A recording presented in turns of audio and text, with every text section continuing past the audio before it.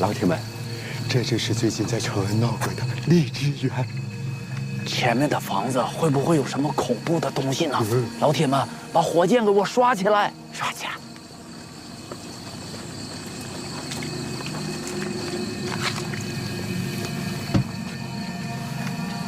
我保证，我们这次直播绝对真实。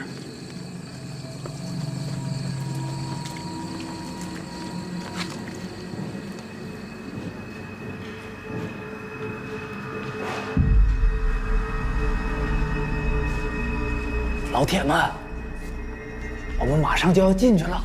是的，看看里面到底是什么东西。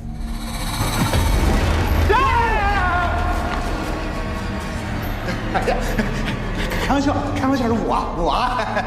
你有病吧？人吓人吓死人，你不知道吗？这涨粉了没有？哎，快进来，先进来。我发现你这人真欠揍。走。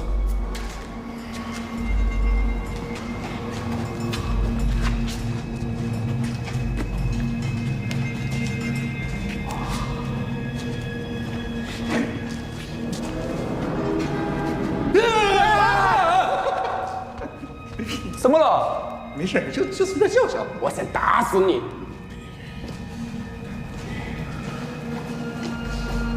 难怪会闹鬼啊！哎，谁说闹鬼了？骗人的！谁说的？网上都在说嘛。啊！哎，看这儿，哪儿？什么？什么东西啊？这儿有个东西呢。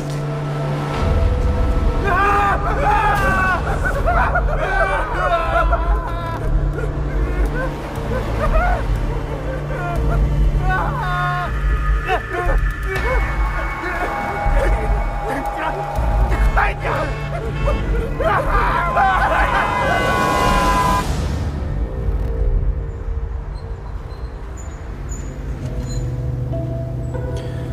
所以你是来斗门镇旅游还是定居啊？哎，兄弟，我看你长了一对招风耳，巧了，我也是招风耳。那别人都说啊，这长了招风耳的人特别适合去外地发展，那肯定事业有成。那可我妈非让我在老家，那说离不开我，可真是个甜蜜的负担呢。你呢？你妈平时管你吗？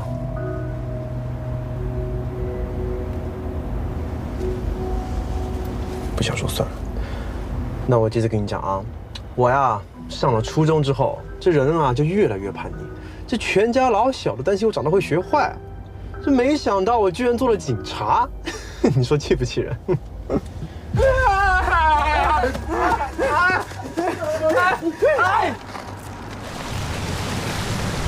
你这人啊，可真没礼貌！这大半夜的，要不是我，你能找到车？这大半夜的，你不是更应该好好开车？我去！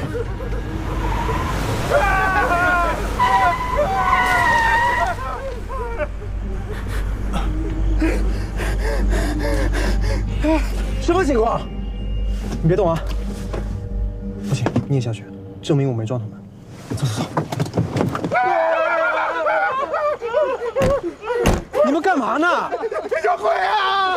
死人了，这里面有个尸体。在哪儿？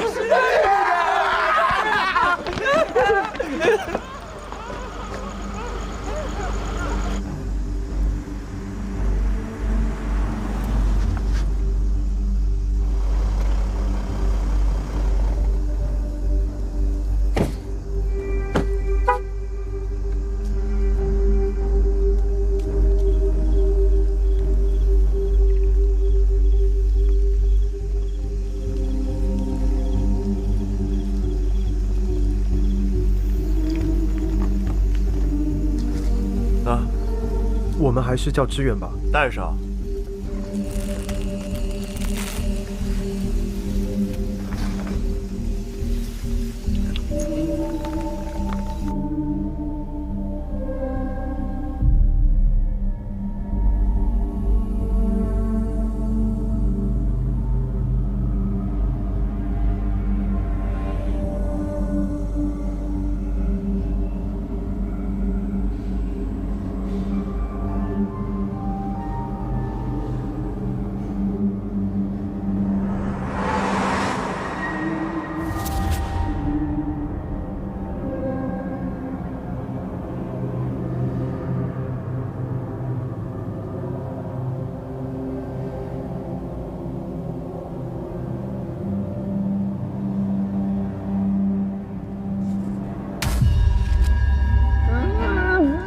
不许吐，破坏了现场，你负责任。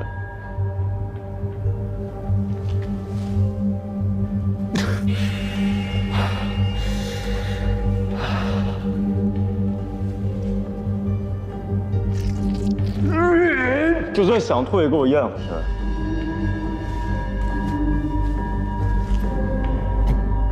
还真是难得一见啊！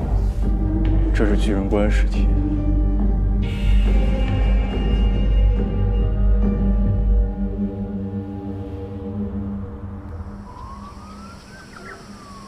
安然法医是不是已经在现场做尸检？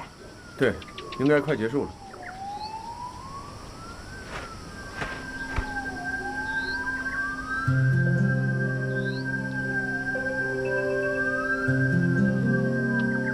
李队，提醒一下见过尸体的人，这2天千万不要吃韭菜和豆花之类的东西。这个就不用你提醒了吧？你还是考虑一下怎么可以止吐吧。巨人观尸体呢是挺可怕的，但我们要以科学的眼光去看待。如果大家实在吃不下饭的话，让我妈给大家煲汤，下火清肠道，保证价格公道。你看一下这个，尸表检验报告。哪儿来的？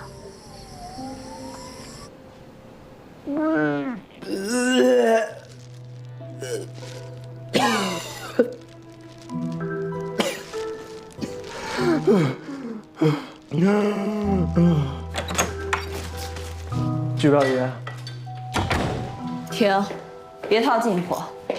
论起来，半个龙帆市都是你家亲戚，咱俩别说5服了，10服都出去了。那个，我刚办理完入职，过来报道。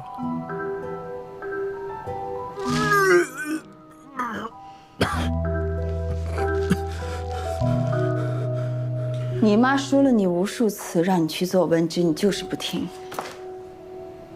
唉，我虽然学习成绩一般，但我身体综合成绩第1名啊，是省青年组综合格斗第3名，而且偶像是亚森罗宾，我能当文职吗？所以呢？所以我就是天生干刑警的料，我这一身本事不为家乡人民服务，不浪费了。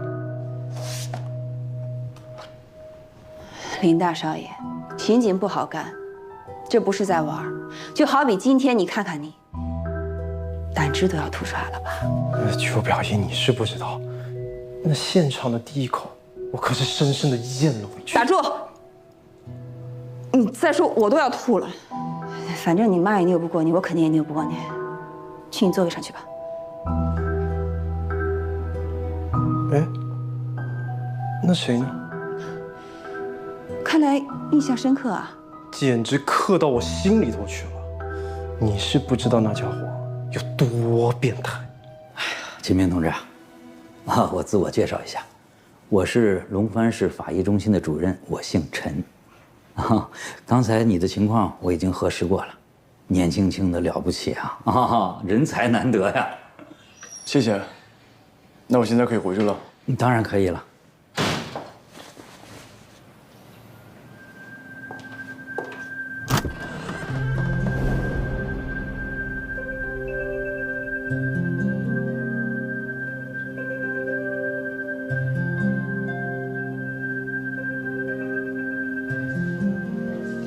法医，尸检报告你写的？我光看你提供的信息，还以为你是个老人家，没想到这么年轻。我来介绍一下。陈主任，我着急，我先说了。巨人观尸体，尸体上软组织、背部组织保存完好。通过保存完好的脂肪厚度，我推测死者的年龄应该在26岁，体重100斤，身高162左右。这些都符合你提供的信息，对吧？那么第一个问题，死者的年龄是怎么判断的？根据牙齿咬合面磨损程度来判断的。人的牙齿质地较硬，不易腐败，年纪越大，牙齿的磨损程度也就越高。死者为女性，牙齿咬合面、牙尖未磨平，未发现齿质点，可以判断是20到30岁。只有软组织与背部组织保存完好，应该跟保存的地方有关系。我们还是回去吧，这种事儿我们处理不了的。我要先做现场勘验，不能拖，拖的时间越长，证据越少，不能再耽误了。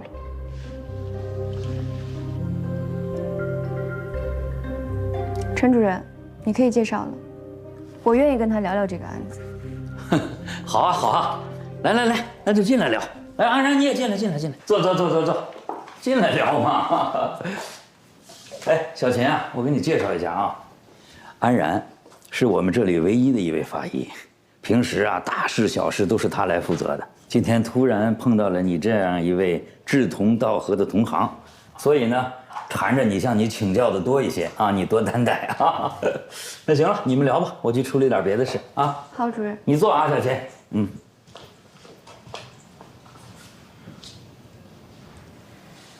你好，我是安然，是这里的法医。能不能有一点礼貌？好歹我也是一位女士吧。法医不分男女，秦明。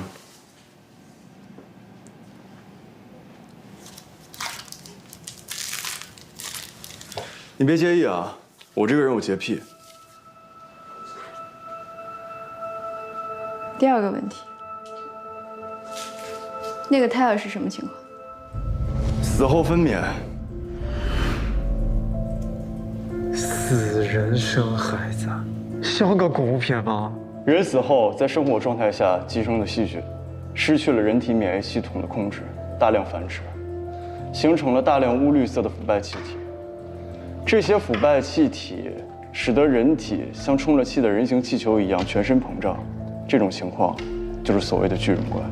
对于孕妇来说，腐败气体压迫子宫还有宫腔，推压胎儿导致胎儿娩出，这种现象就叫做死后分娩现象。那个就是分娩出来的死胎。哎，怎么了？不止一个胎儿啊？一共有3个胎儿，前2个是纸片胎，2个纸片胎早死于第3胎。死亡后呢，软组织被吸收，又受到了正常妊娠胎儿的羊膜囊挤压，形成了轮廓清晰可见、又扁又薄的纸片胎形态。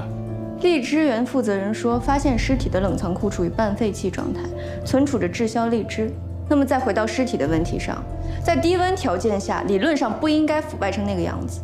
很有可能是尸体成为巨人观形态后，发出了令人难以忍受的尸臭，所以凶手才会选择在冷藏库里弃尸。你有依据吗？正常温度下，巨人观的形成需要10天左右，20天后腐败气体开始消散，软组织软化，巨人观形态消失。往前推算20天，也就是上个月25号左右，我查了当天的天气预报，气温断崖式下降。一夜之间呢，居民都穿起了外套，直到上周才开始回温。而死者穿的是夏装裙子，也就是说，死者曾被藏尸，而且绝不是在密闭的条件下。因为只有在通风良好、透气的环境下，才能形成这样程度的腐败。即使是在室外，时间长了，尸臭的味道还是盖不住的，所以凶手才会选择在冷藏库里弃尸。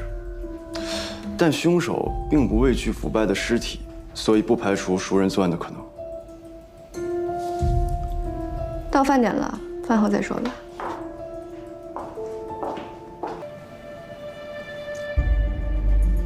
死者穿着夏装裙子，应该是一位年轻女性。裙子的下摆有几道破口，断口线头粗糙，像是被钝物割开的，上面还有铁锈，像被钉子割破的。现场没有拖拽痕迹，钉子应该不在地面上。那有没有可能痕迹被掩盖住了？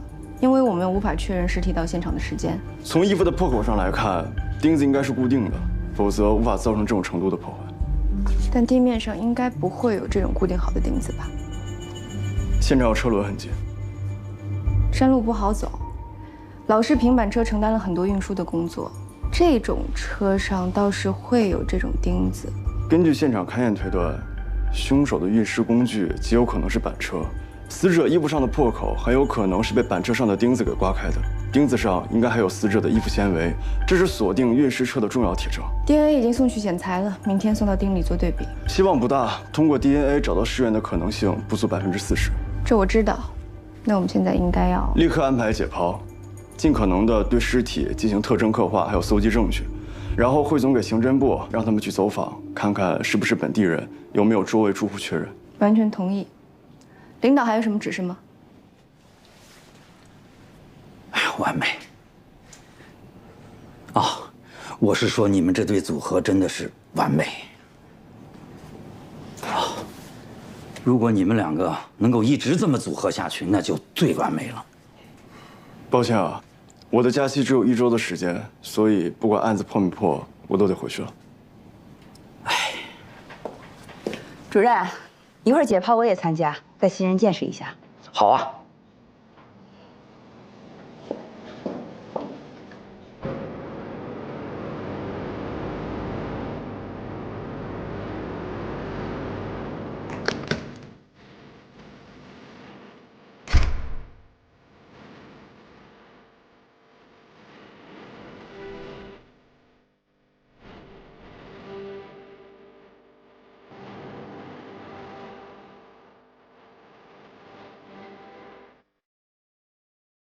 我们开始吧。等一下，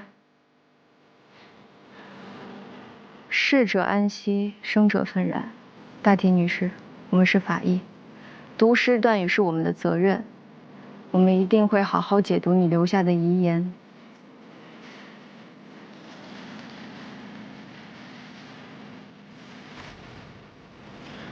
你切牛排也会祷告吗？什么意思？解剖是科学，不能依靠情感。祷告完全没情感。真的可以做到吗？当然能了。我们开始吧。等一下，现在是下午1点38分，我们开始解剖，可以开始了。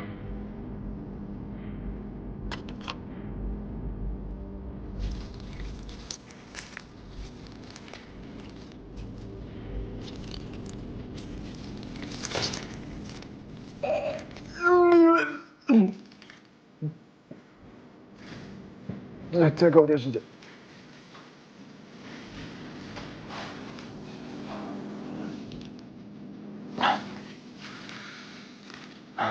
过来帮忙抬一下。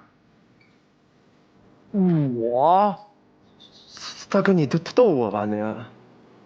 难道你让女生去抬吗？徐小姐，这在警局交我领队，服从命令，去。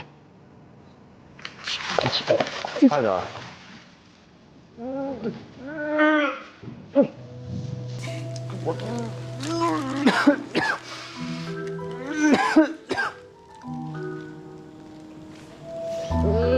好了没？好了没？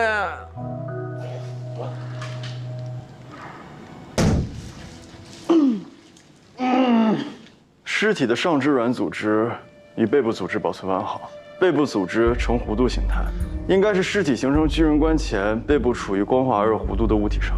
尸体全身没有开放性的损伤，所以无法判定致伤工具。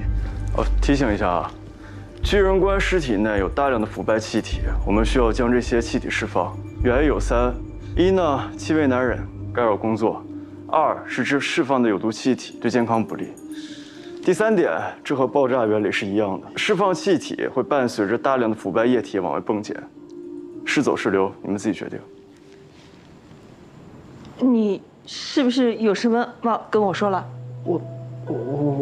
我要说什么？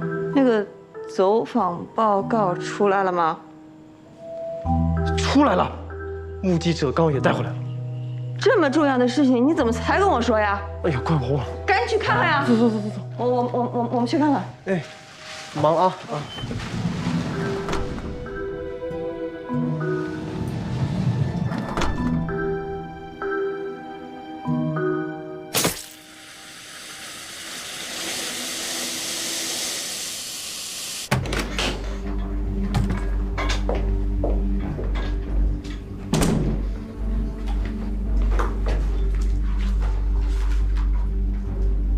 周德利54岁，您在荔枝园看门也有12个年头了吧？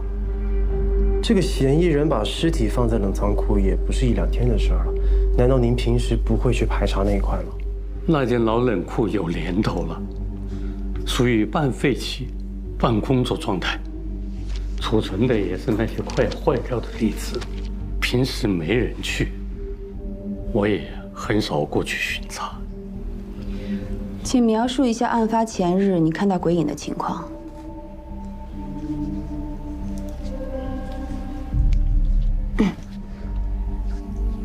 大叔，您别紧张，您的证词呢对我们非常重要，所以辛苦您回忆一下。那天夜里，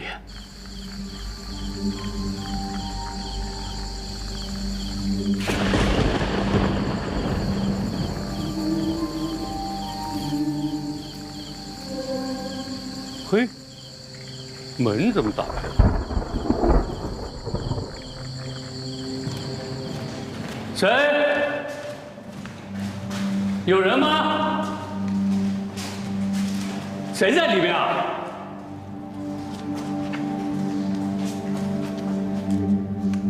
别藏了，我都看见你了。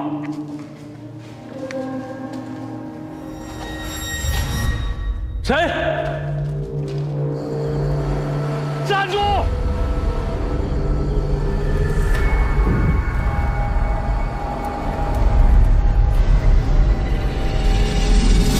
鬼啊！等我醒来，那玩意就不见了。后来，我跟周围的人聊起这个事儿，他们说我瞎扯，我真的看见了。我到现在还能梦到那张脸。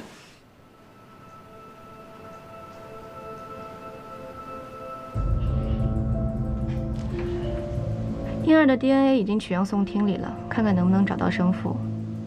死者的背部有火凤凰刺青，背部有压痕。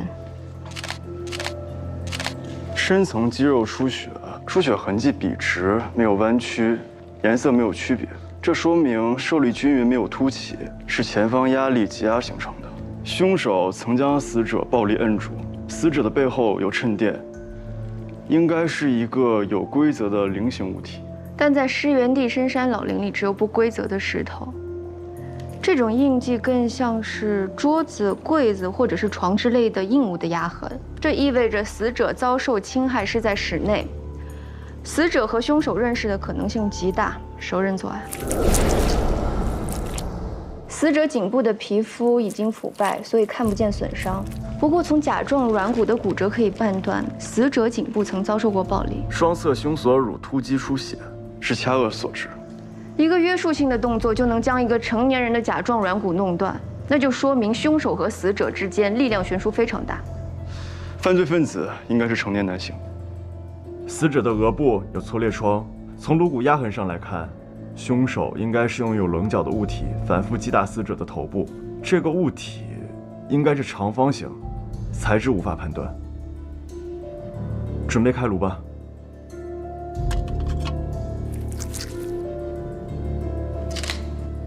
只有额部脑组织的颜色呈现暗褐色，说明这个位置曾经大量出血。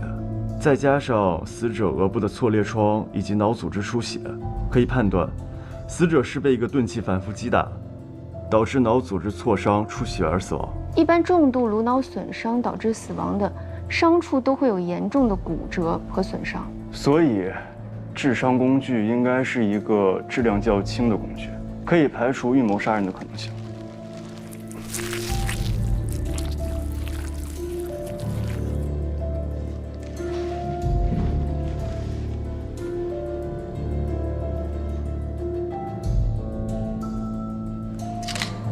卵巢腐败自溶不太能确诊，结合死者的生殖道和卵巢感染状况，可以确证死者生前做过某种卵巢手术。应该不是正规手术，否则不会感染成这样。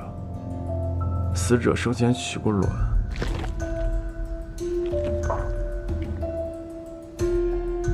没有针孔。安法医，我建议将2个纸片胎心样本送到毒物检验部门。毒物检验？如果我猜的没错的话，死者是个代孕妈妈。这起命案的女死者死亡时间大约是在20天之前，死亡原因是颅内损伤，致伤工具是一个长方体、质量较轻的物体。尸源发现确认了吗？死者的背后呢有一道长约20厘米的火凤凰刺青。我们认为，死者在10个月之前可能有过取卵的经历。取卵？死者不会是卖卵者吧？不只是卖卵，我认为死者应该是个代孕妈妈。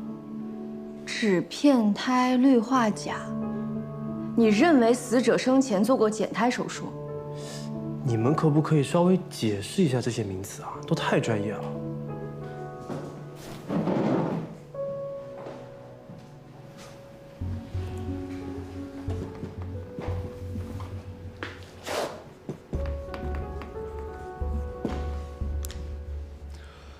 多胞胎胎儿在母体中会争抢营养、血液，以保生存。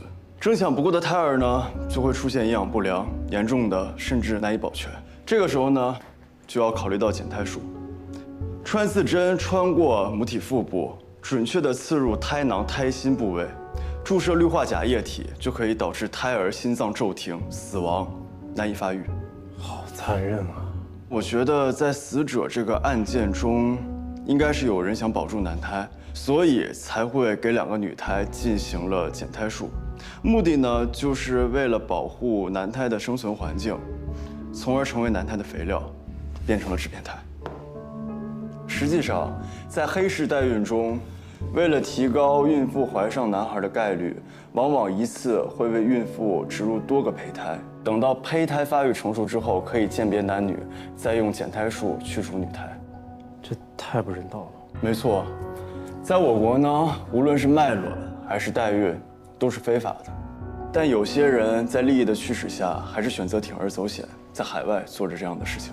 通过齐明的陈述和解释，为我们缩小了调查圈。我记得去年省厅就掌握了一批地下代孕嫌疑人的名单，我们可以通过这个名单来调查符合死者特征的信息，来确定尸源。是。另外，荔枝园的看门人用披头散发、衣衫褴褛这种词来形容他看到的鬼影，但我觉得啊，这个鬼影可能也就是个拾荒者，身高呢在180左右，体态偏瘦。右眼呈白色混浊障，应该是受过伤。外伤性白内障。哎，我有个问题。说，荔枝园位于山间，地处偏远，这拾荒者不可能大半夜去拾荒吧？而且我记得那个看门人老周说过，荔枝园老总是不允许拾荒者靠近的，是死无命令。说下去。所以我觉得吧，这看门人大半夜碰到的那一个拾荒者，很有可能就是抛尸的凶手。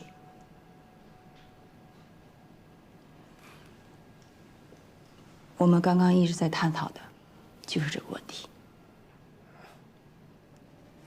拾荒者选择用板车来运尸，那距离荔枝园应该就不会太远。附近的工厂、烂尾楼、桥洞，甚至是废弃民房，都有可能是他的藏身地点。所以就辛苦你们去查一下，如果能够发现他的运尸工具，那也就能够证明他嫌疑人的身份。板车上暴露的钉子有死者的衣服纤维，这是铁证。那我们就分2个方面来调查，一个呢是通过这个代孕名单来确定是否能找到尸源，另外一个寻找弃尸嫌疑人，就是这个拾荒者。咱们这次啊，法医部门同事工作十分高效，为我们提供了巨大的帮助，是我们学习的榜样。你们辛苦了。谢谢秦法医。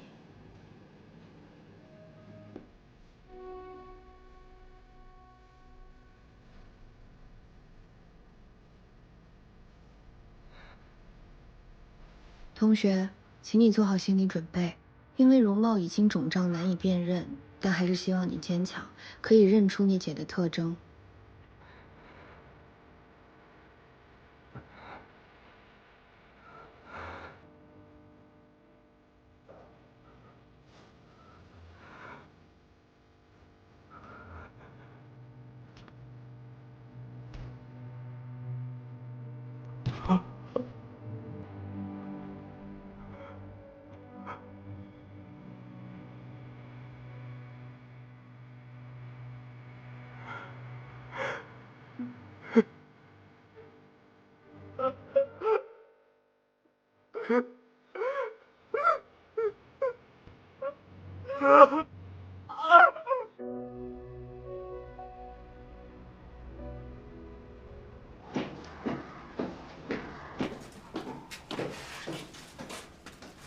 就这儿了。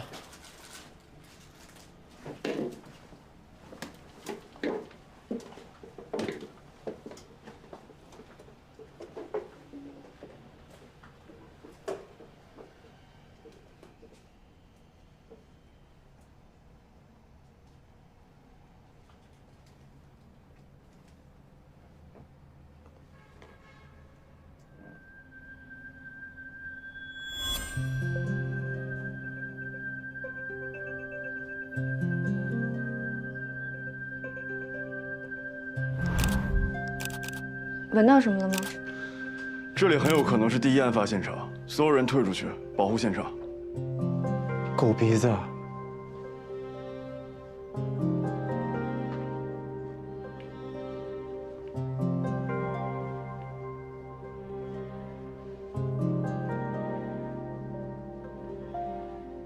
我感觉吧，这挺干净的呀。你为什么认为这是第一案发现场？这里有为人打扫过的痕迹，所以我觉得很有可能是第一案发现场。不是，你解释一下，这么神神叨叨，没法记录啊。刚才我进门的时候，闻到了一股淡淡的血腥味儿。哎，这从案发开始，门窗一直都是关着的，所以应该是味道没有散尽。有没有可能死者生前在家里杀过鸡、杀过鱼之类的？桌子有疑似的人为整理痕迹，与周围的环境不符。这相对封闭的环境下，打扫过的地方留下的灰尘会比没打扫过地方留下的灰尘要少。再看这儿，痕迹明显。再看这个茶几的棱边，与死者背部笔直的痕印相符，有没有生物发现提取仪？什么仪？我要做潜血痕迹检验，就是看看这周围附近曾经有没有过血迹。我们这是小地方，有自己的办法。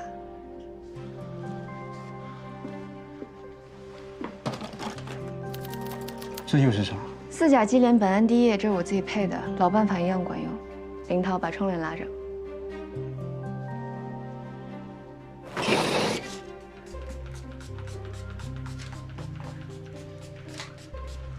发现潜血痕迹，取样，把整个房间都查一遍。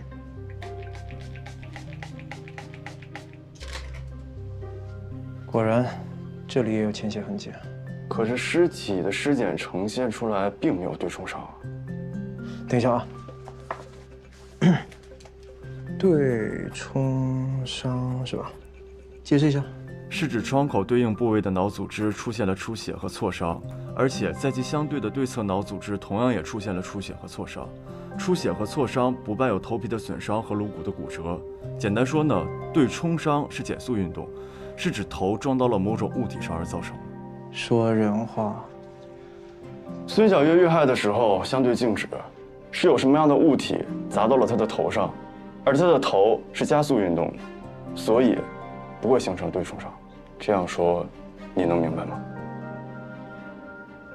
那就再简单点说，一种是用你的头去撞墙，另外一种是墙来撞你的头，这样你能听懂吗？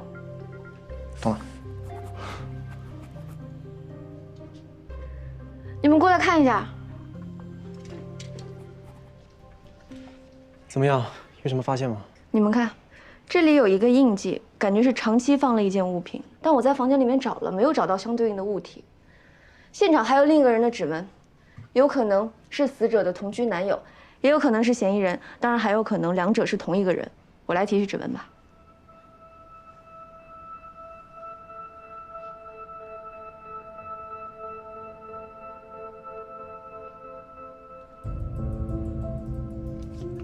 高材生，想什么呢？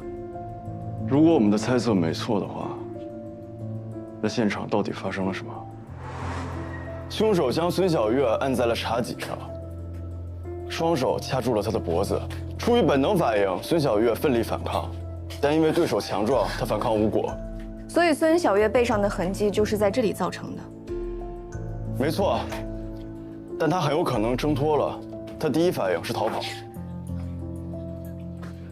就当他跑到玄关的时候，又被凶手抓了回来。两人在激斗的过程中，其中一方的头部撞击到了墙面，所以我们在墙上发现了毛发还有血迹。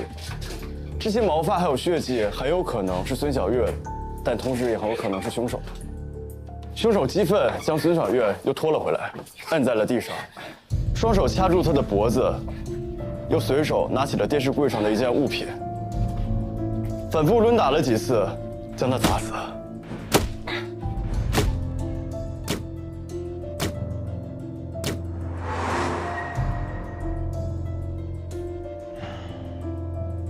原来放在这里的东西是被带走了。这件物品应该就是凶器了，长方体，非金属材质，质量较轻。会是什么东西呢？不过能找到第一案发现场，也算是个好消息吧。但可以肯定的是，这里不是藏尸地点，我没有闻到一点腐臭的味道，而且在现场也没有发现任何的腐败液体。凶手在这里杀了人，却把尸体藏在另外一个地方将近20多天，最后在荔枝园的冷藏库弃尸。这按理来说吧，凶手杀了人，应该第一时间逃跑才是啊。他不仅没有立刻弃尸，反而把尸体给带走了，这不符合逻辑啊。恐怕只有凶手能告诉我们原因了。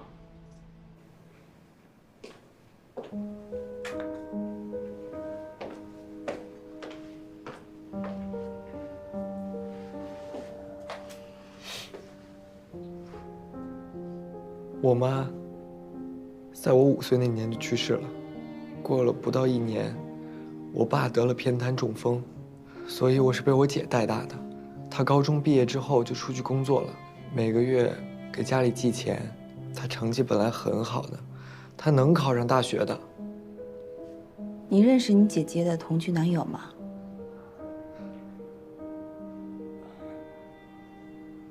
他们在高2的时候就认识了。他跟我说过不少刘玉山的事儿。今天天气不错。哎呀，今天天气太热了。写完作业要不要打球？打球都没意思了，咱去吃点好吃的吧。你不怕胖了？我姐高中时被一帮小混混纠缠，当时是刘玉山救了她。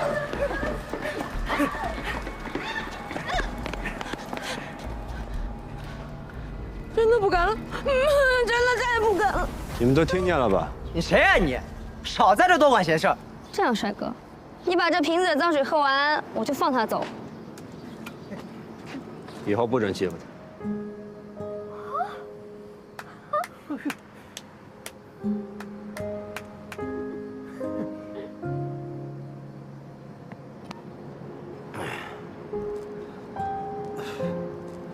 我敬你是条汉子。该不会成了那个丑八怪吧？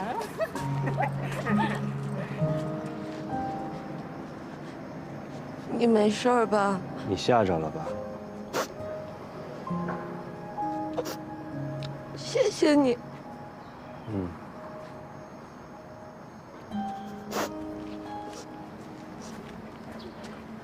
哎，你叫什么呀？刘玉山。什么？我没听清。刘玉山。我叫孙小月。高考之后，他们就断了联系，然后过了7年，他们才再相遇。我姐说那是命。他们在一起不到第2年，刘玉山就辞职了。从此之后，他就像个废人一样，靠我姐养活。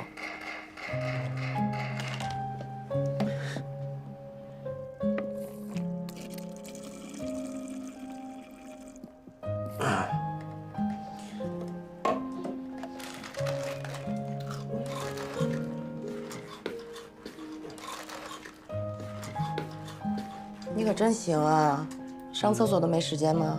嗨，你有见过程序员有时间上厕所的吗？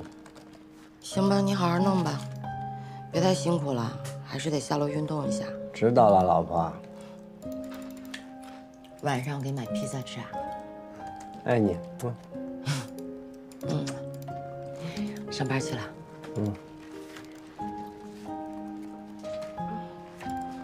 哎，帮我扔一下。但是我姐相信，他会是第2个乔布斯。这都是那个王八蛋告诉他的。我姐连乔布斯是谁都不知道。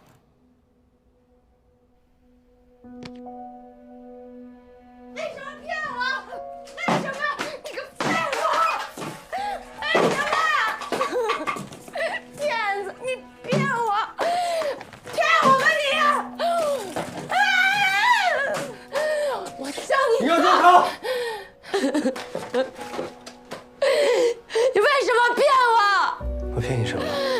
我为了你的梦想，我欠了一身的债，我办公室不做，我跑去 KTV 陪酒挣钱养你。结果你呢？你在网上赌钱，什么计算机程序？你他妈就是个骗子！我是个骗子，你就是个婊子。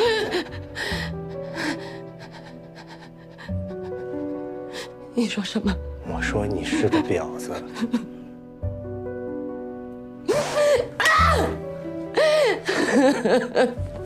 你打！你打死我！你看看你打死我以后，还有没有别的男人能接受自己的女人是在 KTV 里边做的？啊？你以为我愿意吗？有哪个女人愿意去陪那些老头天天喝到醉死啊？我为了什么呀？还不都是为了你？为了你这个骗子，为什么这么对我？为什么呀？小月，对不起，我爱你。我活得太累了，我们就别活了，一起死。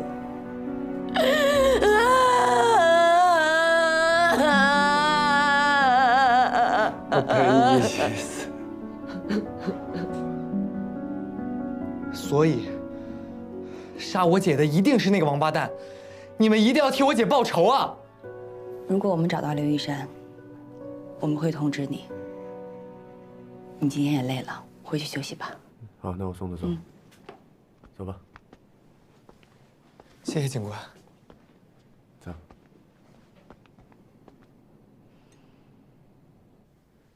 孙小月工作的这家 KTV 是社会上比较复杂的场所，这次走访过程不太顺利，配合度不高。都说跟孙小月不熟，谁也不愿意多说话。这种地方的人鱼龙混杂，遇到这种情况也正常。但据说啊，这个孙小月生前和一个叫珊珊的陪酒女关系不错，这也是唯一的一个线索。那就把这个叫珊珊的给找出来啊！谈何容易呀！这个珊珊2个月前就不在这个 KTV 干了，而且流动性这么强的群体，珊珊这个名字很有可能都是个花名，不好找。哎呀，那挺好一个线索就这么断了。这样啊，大家啊再深入走访一下，寻找一下这叫珊珊的女人。李队，我能找到这个叫珊珊的人。领导，年轻人想立功是好事儿，但是切记不能说大话。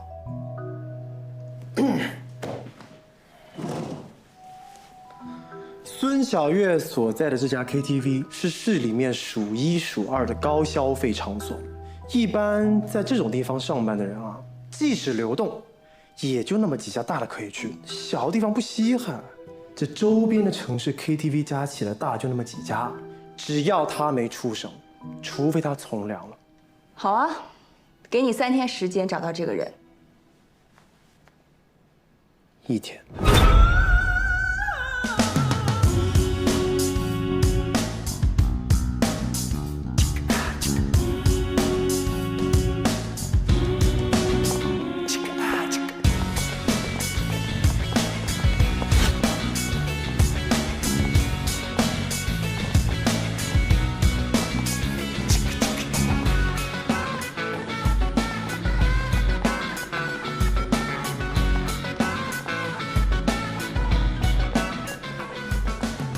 进来吧。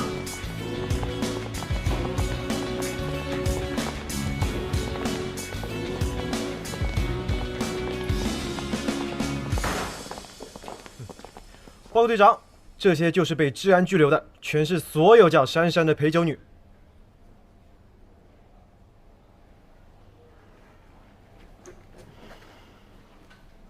厉害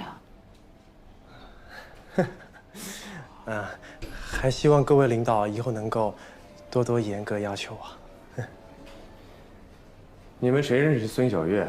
在 KTV 里她叫月月。各位，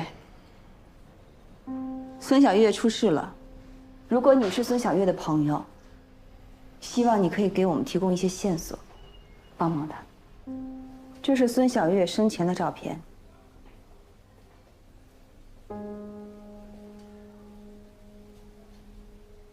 这是孙小月遇害之后的照片，看一下。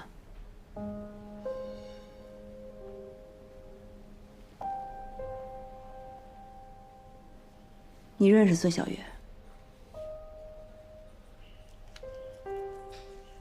请你给我们一些协助。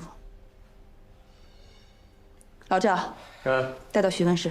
哎，跟我走吧。那段时间，月月简直是被他迷疯了。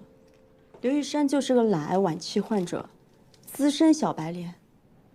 可我怎么劝，小月都不听。其实月月在姐妹中算是赚得多的，但她开销也大，毕竟要照顾一家子人。这个刘玉山1年前欠下了30万的赌债，这个孙小月跟你说过吗？为了这事儿，他喝醉过好几次。你们知道小月为了给他还债都做了什么吗？代孕妈妈。我劝过他，但他不听。他说过，缺难的经历，他一辈子都忘不掉。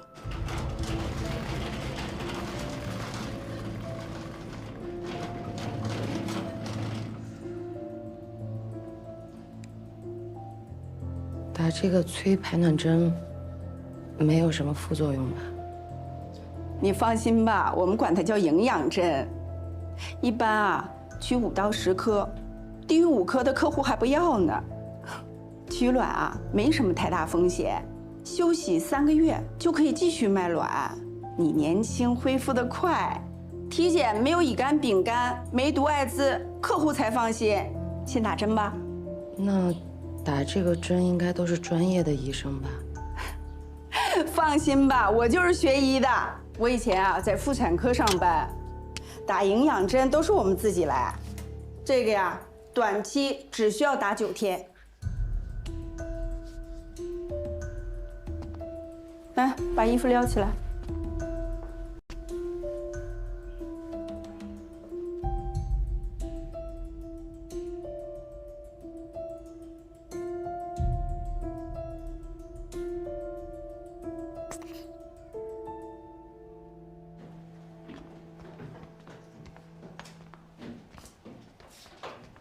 孙小月，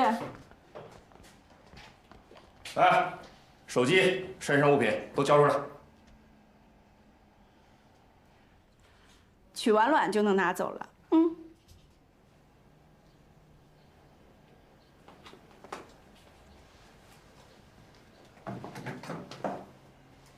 放心吧，很快就结束了。取卵啊，不能打麻药。你把这个止痛药塞进你的肛门里，拿。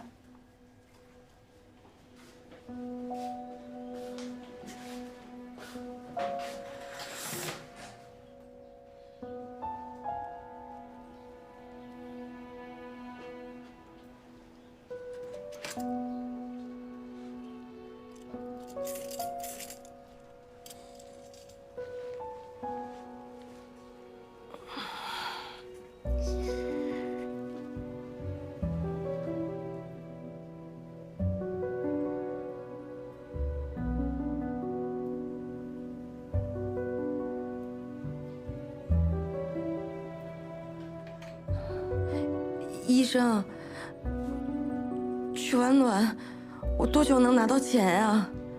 不是跟你说过了吗？验证卵子没有质量问题，能和雇主的精子胚胎成功，我们就给钱。你算是幸运的，身体健康，学历和长相都不错，雇主第一眼就挑上你了。那万一日后雇主反悔了怎么办呀？要不你就别做代孕，光卖卵子得了。反正卖卵最多能拿个2、3万，要是卖卵代孕一条龙，拿个20、30万不是问题。你自己选。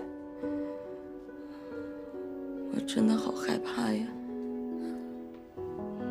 都走到今天这一步了，啊，现在放弃不值得。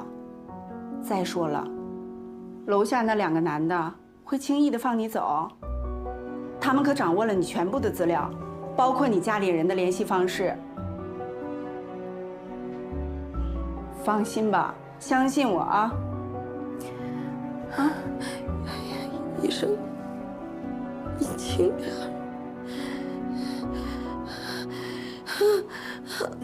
取卵后，小月当时就虚脱了，没多久，她就去泰国做了胚胎移植手术。走之前我们见了一面，没想到，那是我们最后一次见面。他有没有跟你提起过关于雇主的任何信息？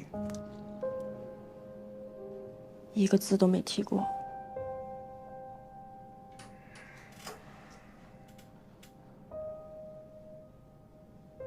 刘玉山，26岁，南极科技公司高级程序员，之后就辞职了，目前无业，跟孙小月同居，2人是情侣关系。基因型科所检验，在孙小月家中多处提取到的毛发和指纹，都属于刘玉山。刘玉山目前属于失联状态，手机、社交平台、银行卡都是，而且他在20天前几乎断绝了一切的社交联络，就跟人间蒸发了一样。不想被人找到，并且要在现代社会上活下去，拾荒者这个身份再适合不过。我们排除了所有可疑地点，都没有找到刘玉山。领导，在荔枝园城中村一带，有不少居民和流浪汉都见过右眼受伤的拾荒者。他有时哭有时笑，大家都觉得他精神有问题。据说他的右眼也是被别的拾荒者所伤，很多人都觉得他是个傻子。有精神问题，那就奇怪了。以案发现场勘验来看，这孙小月命案，凶手杀人弃尸是经过缜密的设计的。一个失去理智和自控能力的精神病患者，不可能完成这么周密的犯罪吧？没错，刘玉山嫌疑很大，但是为什么刘玉山就变成了一个精神有问题的拾荒者呢？看来只有找到刘玉山本人，才能知道真相了。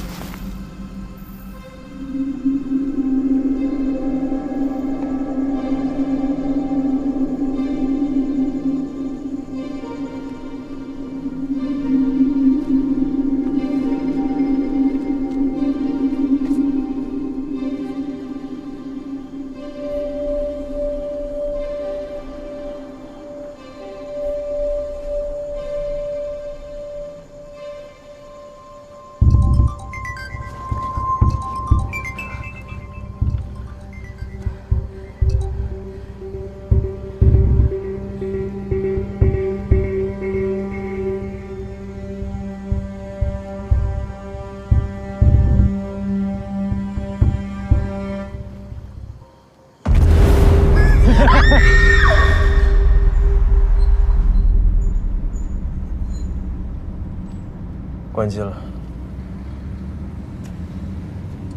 他的直觉准不准先不说，你的直觉准不准？但愿不准吧。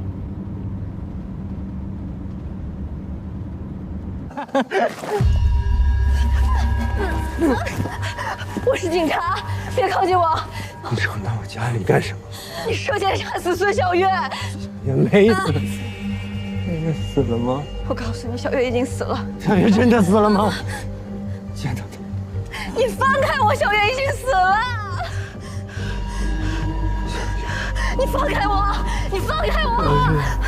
放开我！放开我！小月。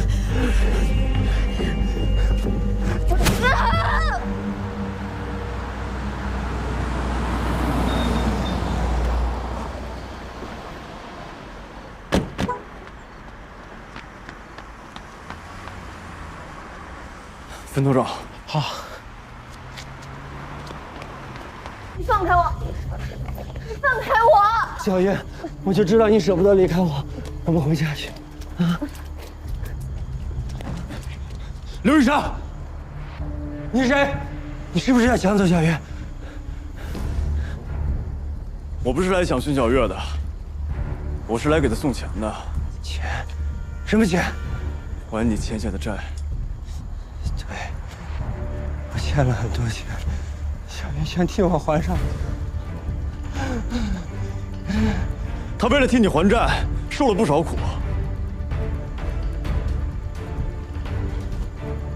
小月，对不起，我对不起。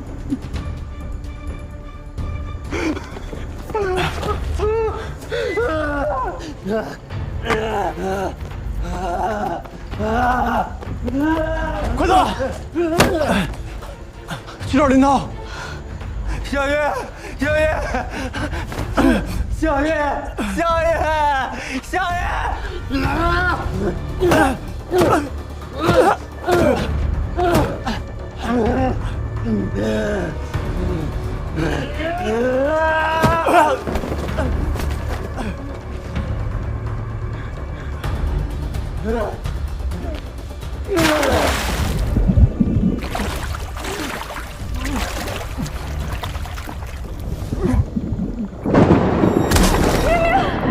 闪开！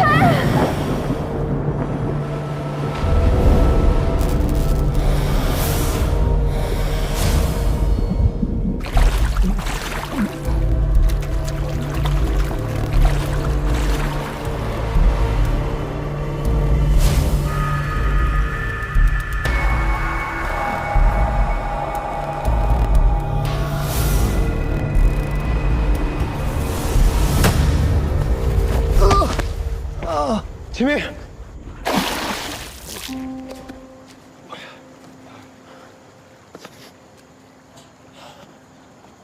来，喂，兄弟，洗剪。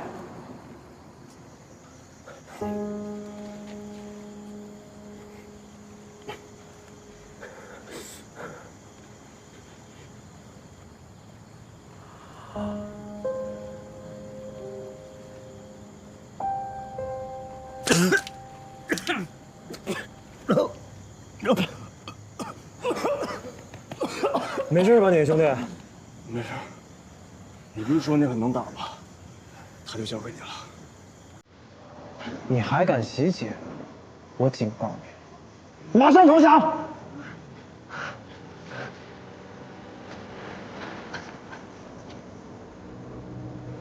不见棺材不落泪是吧？照顾好我11表姐，别得别管。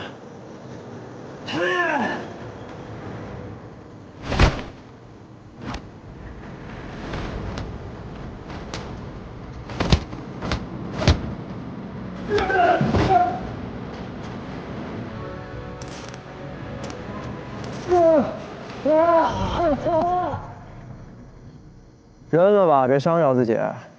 哎，不用3天，1天就搞定。我林涛果然是咱们刑警队的冉冉星星啊！哎呀，你就别嘚瑟了。喂，11表姐，我可是你俩的救命恩人。别这么说了，要不是人家秦明先赶。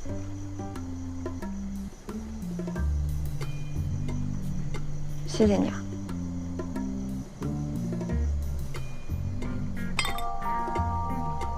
哎，喂，喂，忘恩负义的家伙，起来！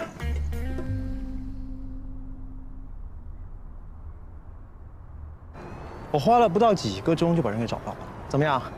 有没有对我有一种刮目相看的感觉？要点脸行吗？人是你找到的吗？哎，要不是我，他俩就待那儿了。还说呢，下次抓人注意点啊，下手别那么重。总的来说，干得不错。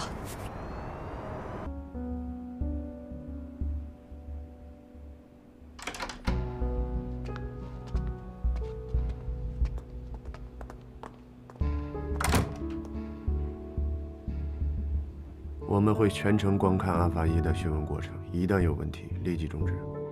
刘玉山，男，26岁，无业。嘘，我只想听他说。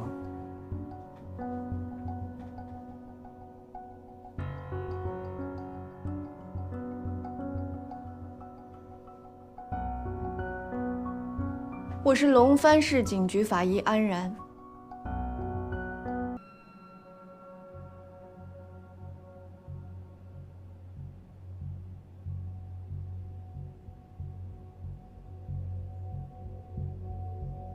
小月，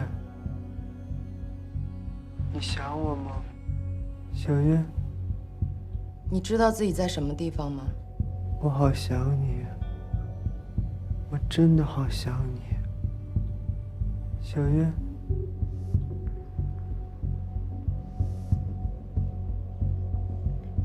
孙小月案很有可能是刘玉山精神分裂爆发的诱因，只有对症下药，才能撬开他的嘴。刘玉山，认识这个行李箱吗？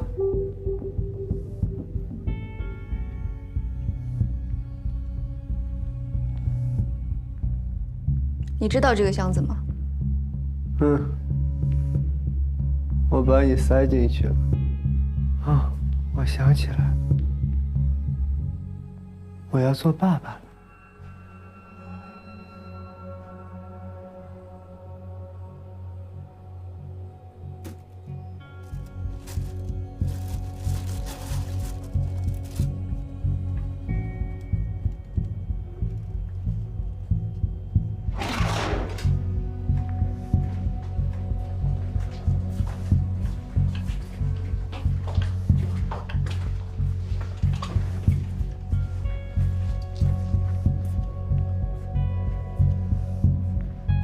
这是什么呀？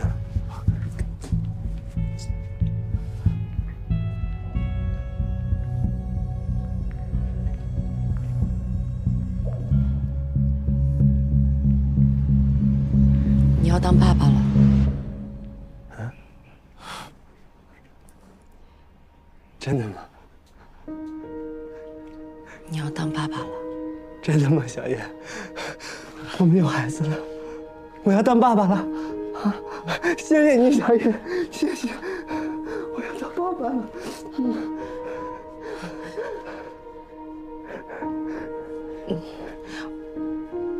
但是，我大姑让我回乡下养孩子，可能还会给我一笔钱，让我们抚养孩子。你也知道，我妈不在了，大姑一直把我当自己的女儿。我也不好拒绝他。这笔钱应该够还你的赌债了。对不起，小叶，我知道是我不好，是我对不起你们，我一定改，我戒毒，我还债，我一定找份体面的工作，让你们母子俩过上好生活。你是不是不相信我？我用我这条命对天放肆。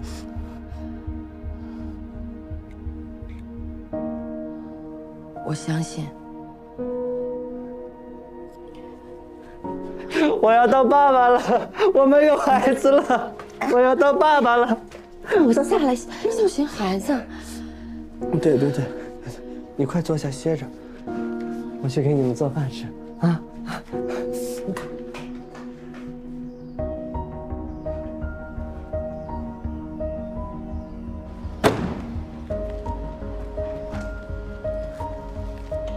你能不能不去啊？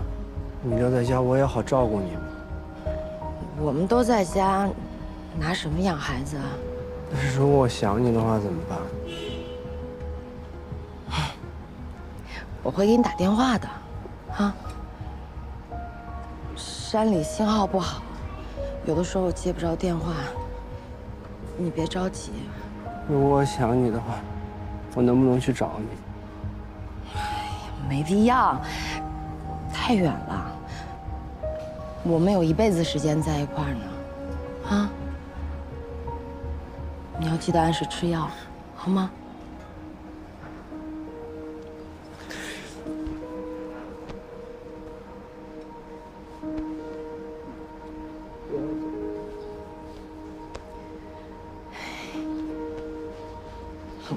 很快我就回来了，啊！我得走了。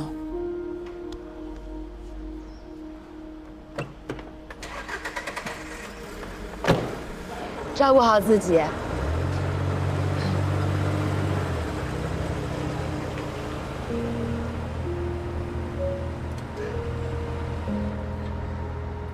我想做个好丈夫，我想做个好父亲。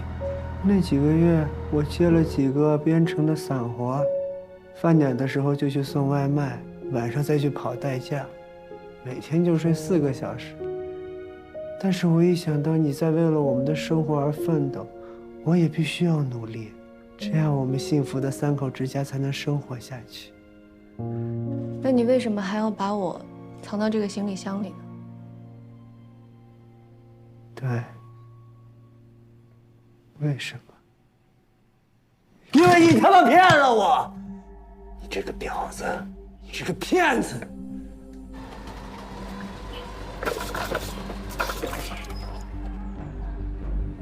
慢点啊！哎，你快上车，快点！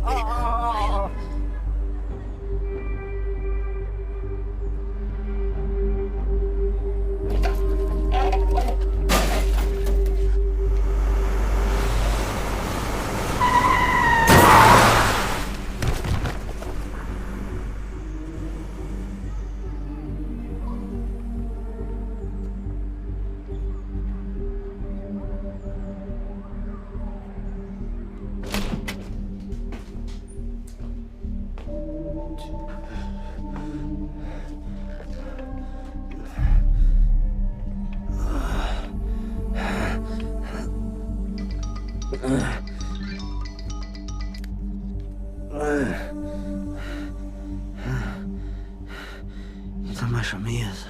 什么美好的幸福生活，3口之家，你全他妈是骗我的！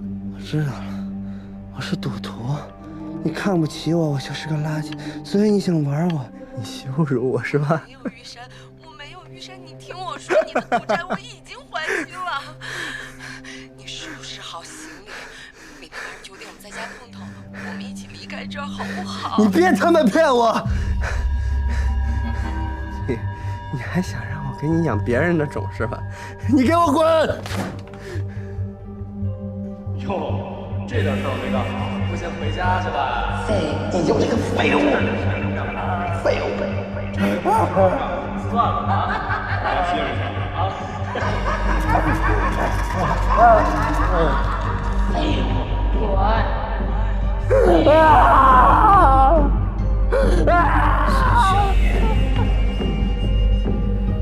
我要杀了你！杀了你！当时这个上面放了一个东西，你是不是用这个东西杀的我？奖杯，是我男优秀员工的奖杯。你怎么砸的我？奖杯就在你的身体旁边，上面沾满了血，你的头上也沾满了血。我杀了你。当时我有没有对你说什么或者做什么？你什么都没有说。我拿起了奖杯，然后呢？然后我就走了。那是我最重要的东西，可是上面沾满了你的血，我擦呀，擦呀，我使劲的擦呀，可是我就是擦不干净。然后我就把它扔到井里面去了。你扔在哪个井里？我不知道，我不记得。你到底用这个行李箱做了什么？我把你装了进去，我要带你去一个我们刚认识的地方，那是最美的地方。但是你的骨头的声音好大呀，咯噔，咯噔，咯噔，咯噔。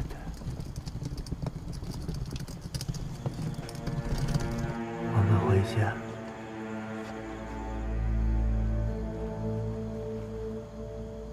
那你就把我扔在那儿吗？我光顾着给你拍照，对不起，小月，你不是最喜欢拍立得了吗？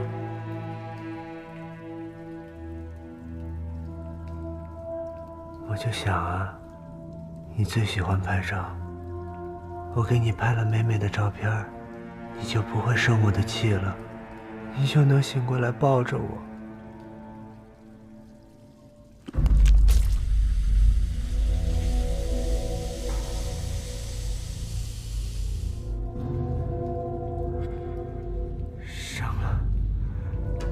终于出生了，多可爱的孩子！我们一起把他养大好不好？我要当爸爸了，我真的好开心。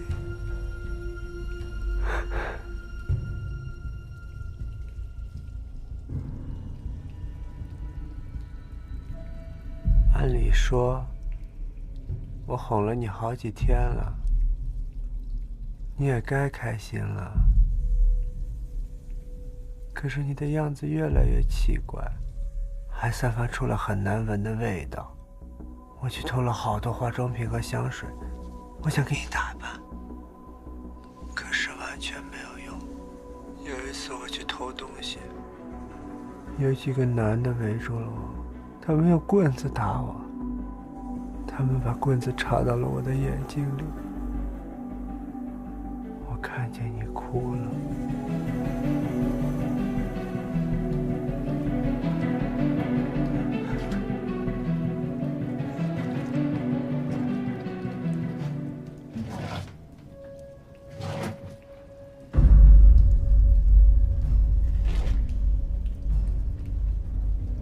没事儿，我真的没事儿。你看。我给你带了漂亮的裙子，你喜欢吗？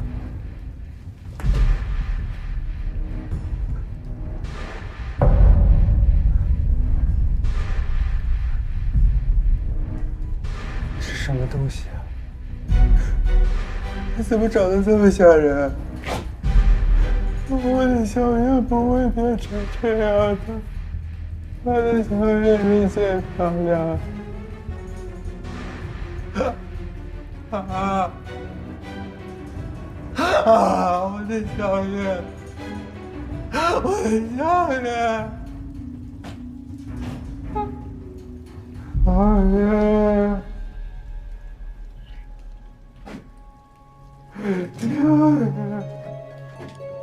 玉山，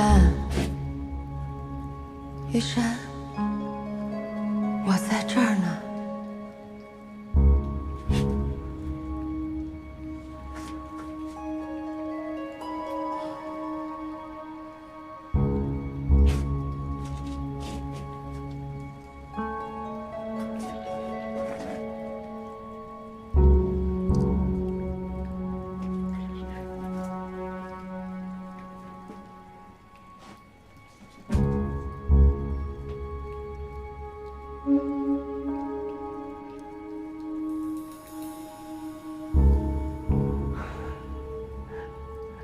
玉山，我好久没吃荔枝了。这附近有个荔枝园，那我们偷偷溜进去，真棒。那我得去化化妆。不化妆、不换衣服就出门，我可受不了。你等我一下，我去给你找化妆品。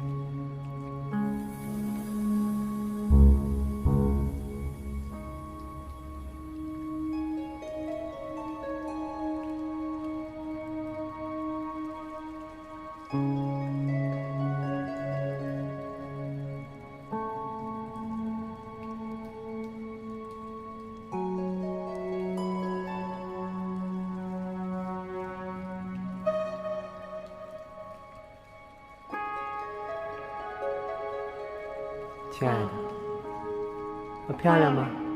啊？漂亮，漂亮极了。那边那个丑八怪怎么办？我们就把它扔在荔枝园里吧。好主意，真是个好主意。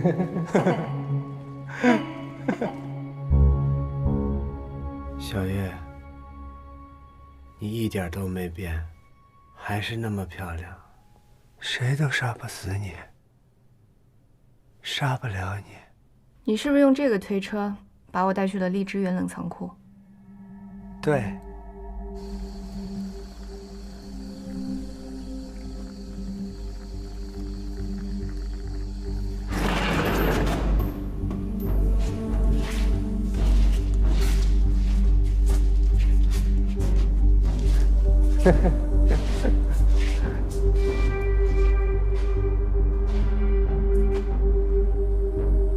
我们就把这个丑八怪扔在这儿吧。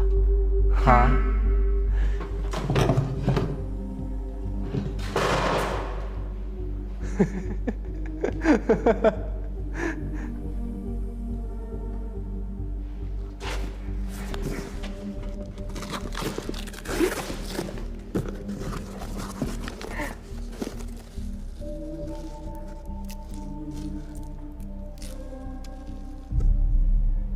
给你，谢谢亲爱的。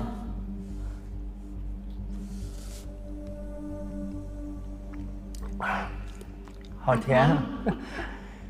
我们带一箱走吧。好啊。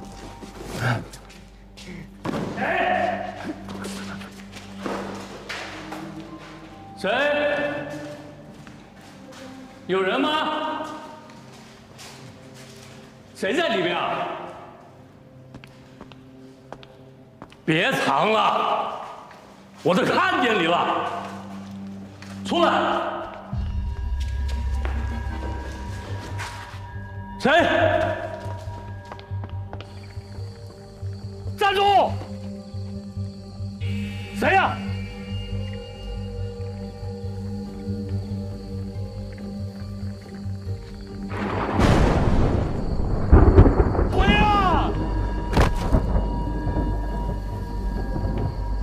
忘了还有荔枝呢。那天晚上回去我好累啊，就睡着了。等我醒过来的时候，你就不见了。我以为我再也见不到你了，小月。我以为我再也见不到你了，但是我知道你不会离开我的，你舍不得，对吧，小月？我们永远在一起，好不好？我警告你老实点，小月。今天到这儿吧。等等，你去问他那天晚上有没有在玄关附近攻击孙小月？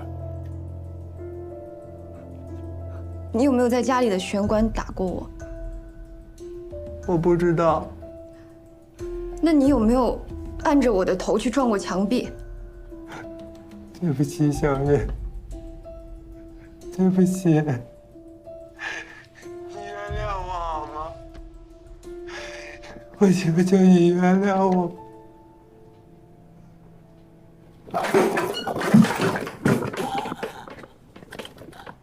刘玉山他精神恍惚，虽然嘴上一直说是他杀害了孙小月，可他从来没有提起过杀人细节。可能案发当晚他确实带着杀意去找了她，可他并没有杀人，所以也就没有这种所谓的杀人细节。但现在可以确定的是，刘玉山他确实是弃尸者，但杀害孙小月的人未必是他。物证方面呢？刘玉山承认自己撞击过孙小月的头，可孙小月的身上并没有对冲伤。但奇怪的是，我们在玄关的墙壁上发现了钱血和毛发，这就说明有人确实撞上过墙壁。会不会是他记错了呢？他的精神方面可不太稳定。就算他真的记错了，那墙壁上的毛发还有钱血又是谁的呢？那玄关上的毛发、钱血检材做了吗？已经做过了，胎儿的 DNA 提取结果也会出来。主任，来，我们部门已经确认过了，刘玉山参与网络赌博欠的30万赌债，孙小月确实还上了。孙小月给他人代过孕，如果刘玉山的供述真实，那么案发当天晚上，孙小月应该是携带着他人的孩子，准备和刘玉山逃离本市，但是没有想到刺激了刘玉山，引发了他的精神病。哎，现在什么情况？哎，你别打断他，你接着说。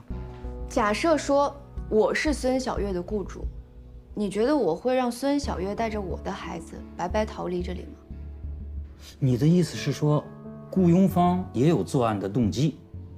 没错。所以案发当晚，在死者家中很有可能还有另外一个人，这个人有重大的作案嫌疑，不排除雇佣方。你的意思是说，案发当晚除了刘玉山和孙小月，现场还有一个人？没错，而且这个人不是目击证人，还有可能是真正的凶手。你们这么一说，那刘玉山岂不成背锅侠了吗？我去，我到底错过了什么啊？刘玉山是否作案，还要看物证角度给予的确认。他不是说他把凶器扔到井里了吗？你们去找了吗？哦，找了。从孙小月家到排水洞沿途，李队正在排查每一口井。哎，我到底错过了什么？赶紧跟我说一说。剩下的就麻烦陈主任来给你补课吧。推我回去吧。好，主任，我们先出去了。好，回吧。坐稳了。我也想有人推我回去。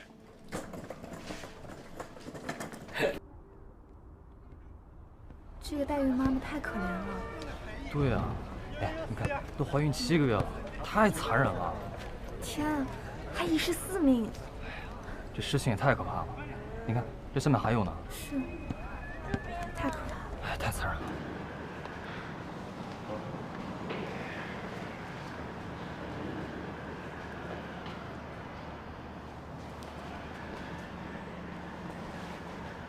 同学，郭教授呢？郭教授啊，他10分钟之前就走了。走了？是。郭教授让我们上自习课。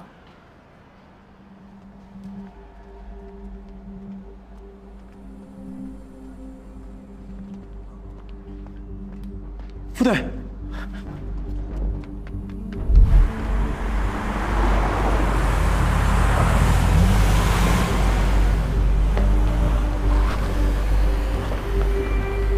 秦江，你等，等等！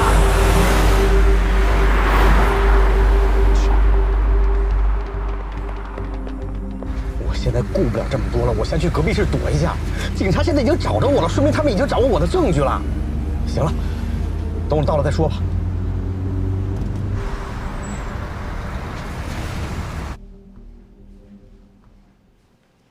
是我。喂，李队，郭长顺逃逸了。他怎么会逃逸呢？主要责任在我。那你们先回来吧，我联系交管部门。回不去了，开车追郭长顺去了。我。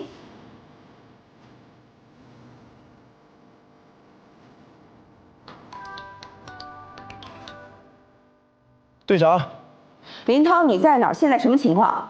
你放心，我怎么把人弄丢的，就怎么把人给找回来。这老小子没有逃跑的经验，我很快就能追回来。你们把他手机电话发给我。林涛，你听我说些。喂。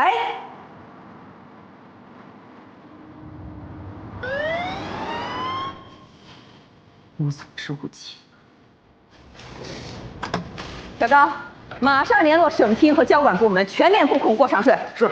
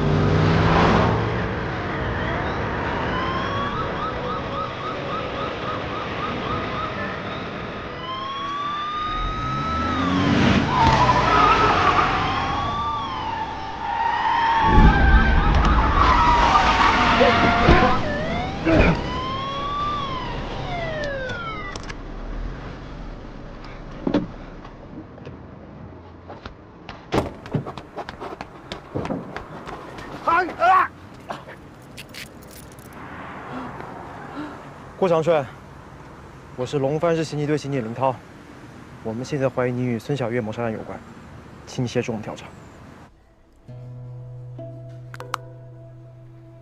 哇！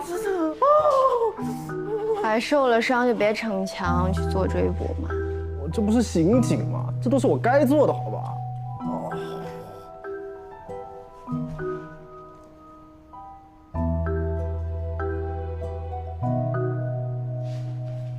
队长，我说到做到，把郭长顺给带回来了。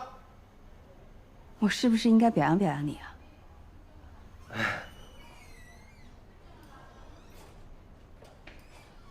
队长，这都是我该做的。我要是真让那老小子给跑了，我哪有脸当刑警啊？是吧？林涛，你是警察，不是小混混。你再这样无组织无纪律，给我离开警队！你盯着我干什么？不服气是吗？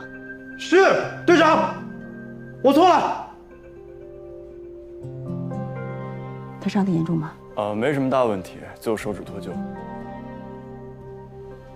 李队，我想参与审讯，可以吗？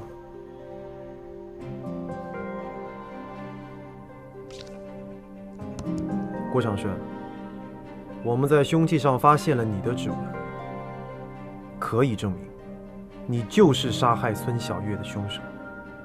对。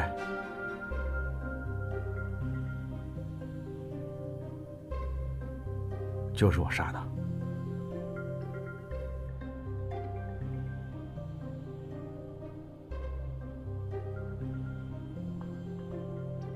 你跟孙小月什么关系？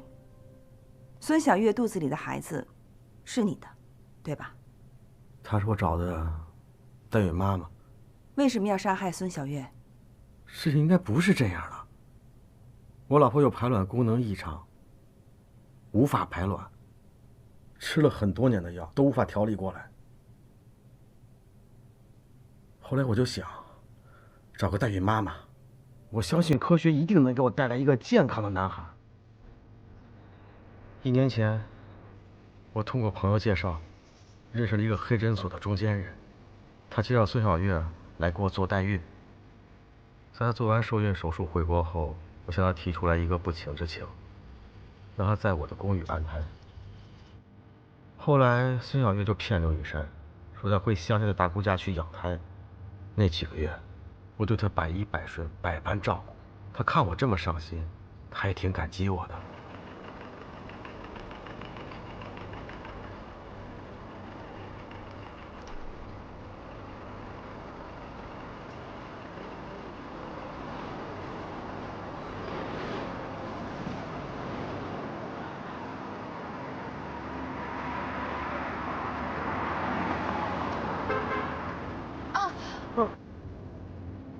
不好意思啊，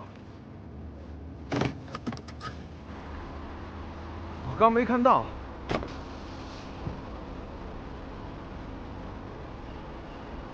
哎，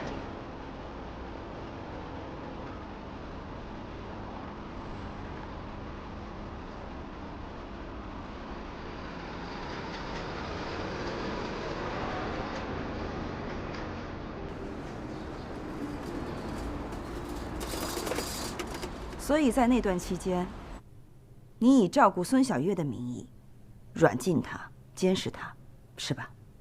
我没监视她，我也没有软禁她呀，我就是想保护我的孩子。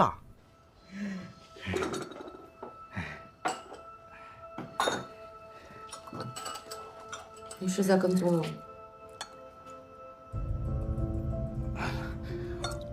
我是怕你遇到危险，医生说了，现在很关键，而且也容易出现危险。你这就是在软禁我。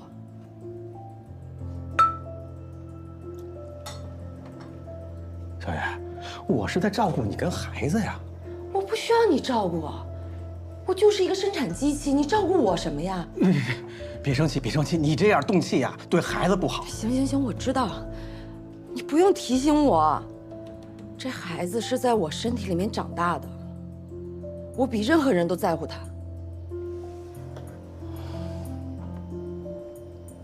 小月，我希望你可以清楚地意识到，这个孩子不是你的，你不要感情用事。是，你孕育了他，我们全家人都很感谢你。但是这个孩子生出来以后就跟你没有关系了。我希望你可以遵守契约。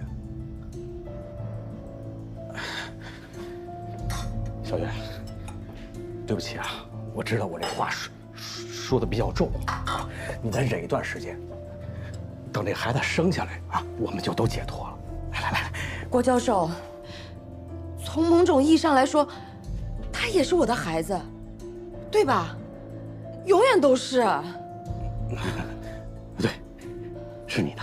那在此期间，孙小月和刘玉山联系多吗？他们打过几个电话，那是他的私事，我不管。刘玉山见过你俩吗？见过。当时刘玉山在送外卖，他也看见我了。啊！你快上车，快点！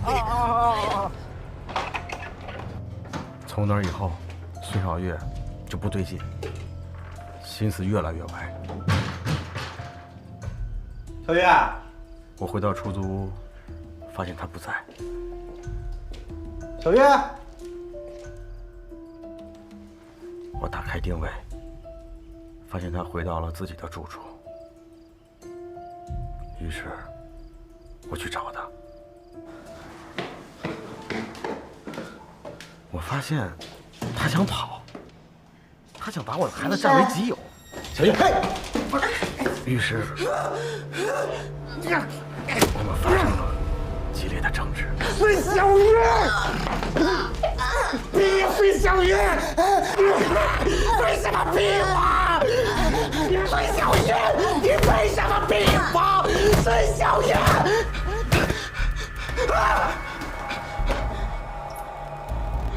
我发誓，我真的没想杀人，我当时就是一时冲动，我被他给激怒了。其实我也是受害者，我就想当个父亲。你在杀害孙小月之后，尸体是怎么处理的？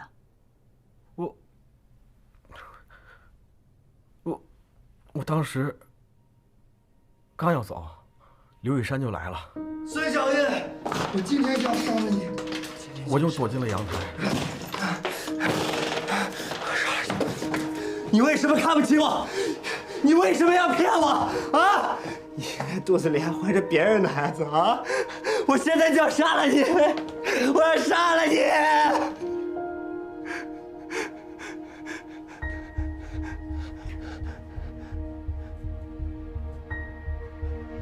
小月，小月，小月，我已经杀了你了吗？我已经杀了你了，我已经杀了你了，小月。对，我不能把你留在这儿，我们要永远在一起。我再去别的地方。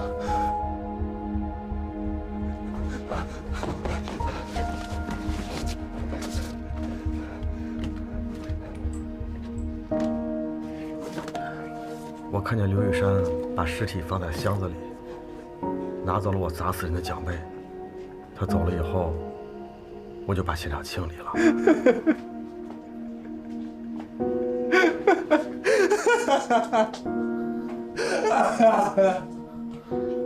案发后，你跟你妻子说过这件事情吗？我怎么可能跟他说呢？他的心比我善，承受能力没我强。他要知道孩子没了，肯定比我还难受。更何况，我还杀了人。关于代孕，你妻子什么态度？毕竟我们俩都想要个孩子，除了代孕，也没有别的办法。他算是支持吧。所以，你妻子知情，并且认可这件事，对吧？那代孕期间，你妻子见过孙小月吗？没有。最后一个问题，案发时，你跟孙小月在玄关处有没有进行过推撞？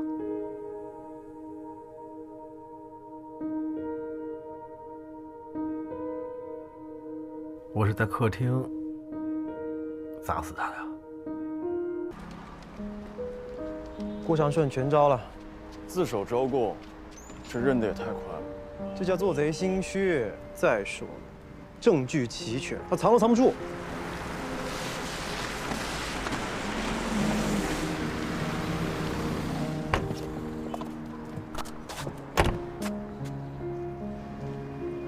海妈，这光天化日下要劫犯呢。少说句话，不会死吧？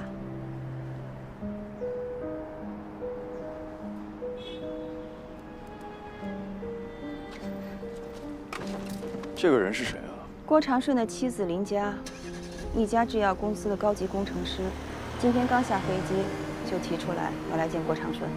赵队已经问过他了，跟郭长顺的证词对得上。我倒是有个问题，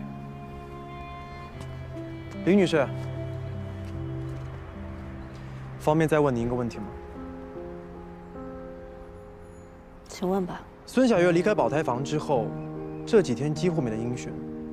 您为什么不问一下您的丈夫呢？我做了一个噩梦。什么？我梦见孙小月和孩子都被我丈夫推下了山崖。我怕噩梦是真的，所以不敢问。对不起，我有点累了。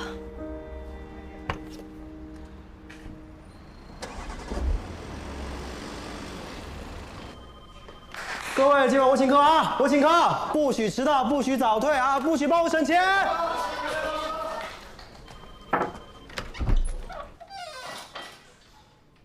你们怎么也在？把门关上。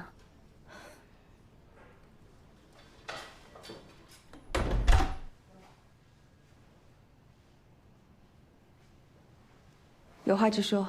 DNA 的检查结果已经出来了，孩子是郭长顺的。玄关上的毛发还有 DNA 是郭长顺的吗？不是。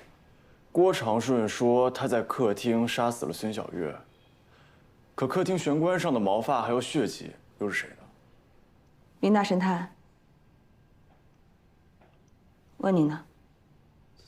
对哦，怎么忘了这事呢？既不是郭长顺，又不是孙小月、刘玉山的，这难道案发现场还有第4个人？很有可能。但是杀死孙小月的凶手确实是郭长顺，这个没错吧？现在所有的物证都指向郭长顺，而且他有行凶的动机。杀人者是郭长顺，抛尸者是刘玉山，这个也已经确定了。但是现场这第4人没有查清楚，这个案子就不算完啊。刚才我们看见了郭长顺的妻子林佳，您帮我回忆一下，她是不是有什么异常啊？他的额头上有一道还没愈合好的伤疤，从伤口的愈合程度上来看，应该是在1个月前形成的，也就和孙小月的死亡时间差不多。伤得不重，这会不会太巧合了一些？你是怀疑林佳也去过案发现场吗？哎，我有个科学性的问题啊，如果这个林佳跟我妈似的，天天把胶原蛋白当饭吃，会不会影响那个伤口愈合时间？胶原蛋白属于不完全蛋白，对人的身体无特殊意义，对皮肤也无特殊意义。被人消化之后会转化成营养，均匀分布。我们平时吃的食物里面都有，不会出现你说的那种情况。那我妈的钱不白花了。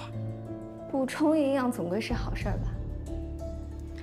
如果检验结果证明是林佳的，那么至少可以证明林佳去过案发现场。难道是夫妻同谋杀了孙小月？但是很奇怪，如果是林佳，那么在我们控制住郭长顺之后，他应该尽快逃跑才是。对呀，他还特意从国外飞回来找郭长顺，这也太奇怪了吧？我们还是先核对死者家玄关上的血迹和毛发与林佳的 DNA 是否匹配。如果是一致的话，那至少可以证明案发当晚林佳也在场。我们可以请林佳过来配合调查，这段时间我们也会密切的监控林佳，不让他离开龙帆市。但是怀疑林佳跟这个案件有关系，我们就必须要有确凿的证据。我们不能打无准备之仗。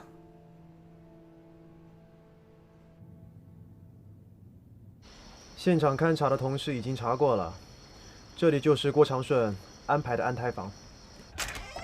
这个是年租房，我们到现在都没动过。你为什么想到来这里搜查？死者和嫌疑人居住过的地方很有可能会补充物证证据链，有人的地方就会留下痕迹。开始吧。嗯。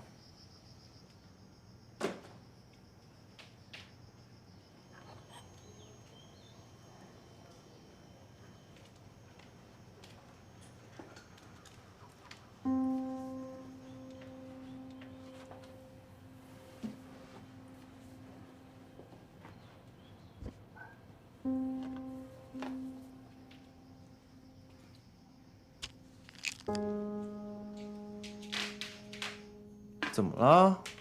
不就个摆件吗？喏。我去，针孔摄像头，难道是郭长顺为了监视孙小月安的？这老小子没交代干净啊！可是他的手表上已经安装了定位监控，而且他大量时间都在这里陪着孙小月，没必要多此一举安装个监控来监控自己吧？除非有人借着出入方便安装摄像头图谋不轨。那这交给你，我立刻去查走廊监控。老王，协助我们调查一下监控呗。好，那个监控正好那天坏了，视频可能没留下来。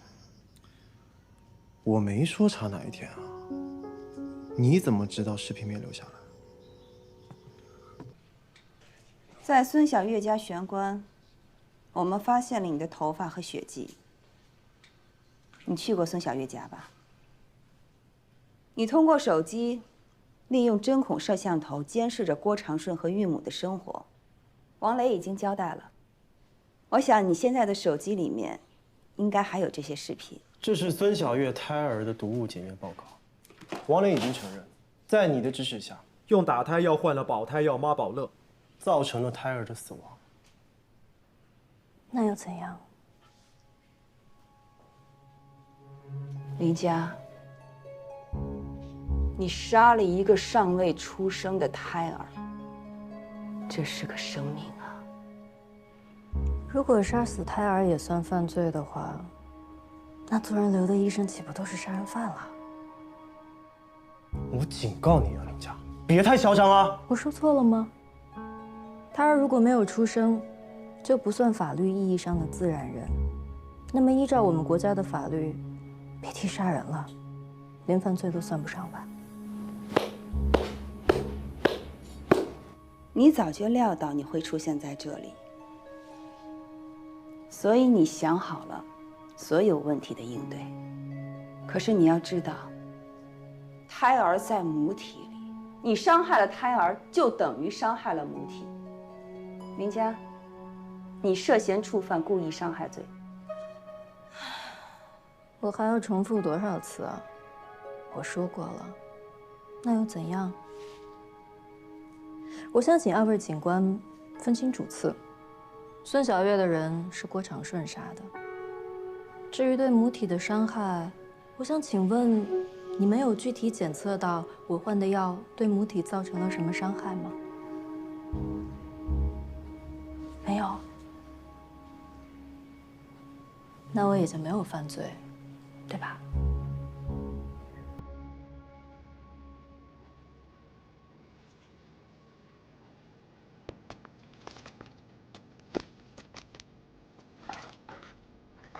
林佳没有怀孕，那个证书是假的，只不过是他用来欺骗你的道具而已。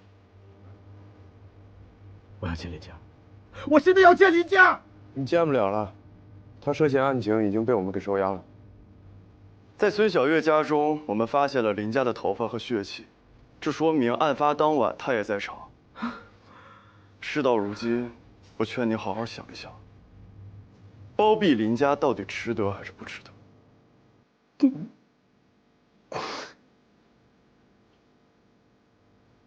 你们要的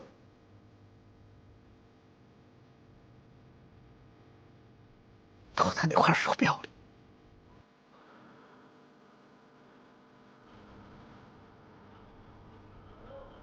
被删除录音已经修复好了，让我看一下。林家，你怀疑我出轨孙小月，你跟踪我接近她，有毒要毒死我们的孩子，是不是？你逼着孙小月对你出手，你让我在你们俩之间2选1，你逼着我让我杀了她，你为什么要这么干？啊？那是我的孩子，没错。这些都是我策划的。林佳，你的行为已经构成了教唆杀人。如果你还是……我老公已经没有了，家也没了，我的人生完了，我还有什么好害怕的？可能实际上我自己内心也在盼着这一天吧。都赶紧结束吧。跟我们说说，到底是怎么回事啊？我老公跟那个黛玉妈妈的感情，我每天都看在眼里。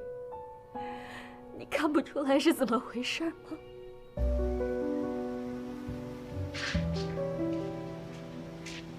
你带了毒品。今天怎么样啊？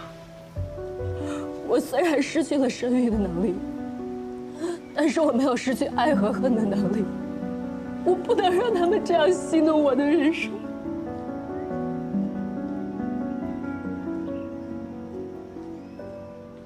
Dr. Jonathan, this is Karen Lee. Do you remember me? I need to ask you for a favor.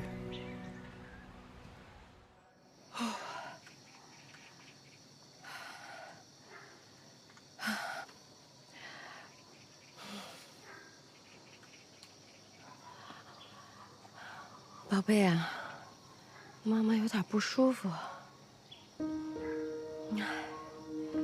能不能不在妈妈肚子里折腾了？之后，我就开始了报复计划的第2步。我最大的抓手，却是孙小月完全不知道我是谁。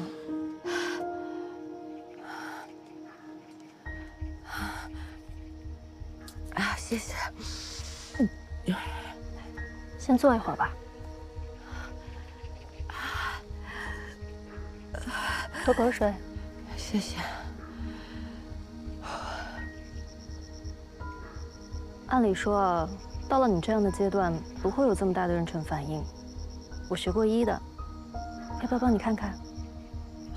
你是医生啊？哎，我也不知道怎么了，最近这个反应有点大。你住在这儿吗？哦，我自己不住这儿，但是我家离得特别近，而且有一个朋友在这儿，我会经常来的。我叫林佳。啊，我叫小月，孙小月。在确定了他的信任之后，我就逐渐的掌握了他行动和饮食的规律，这样就给管理员老王制造了下药的机会。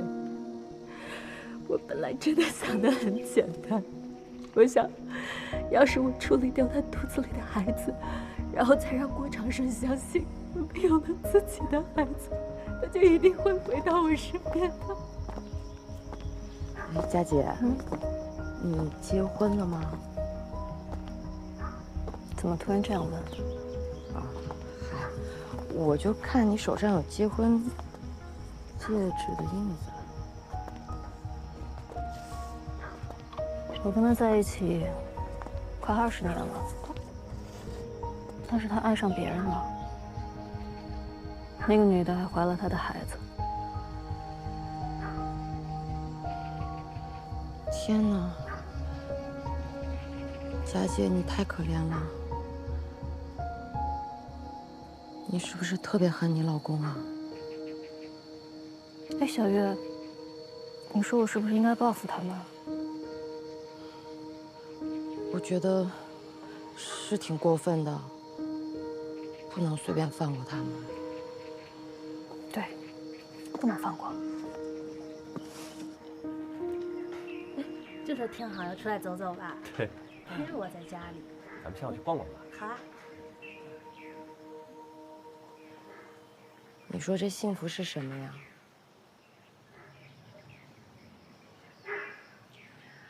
我就觉得，能跟心爱的人平平淡淡过一辈子，也就没什么遗憾了。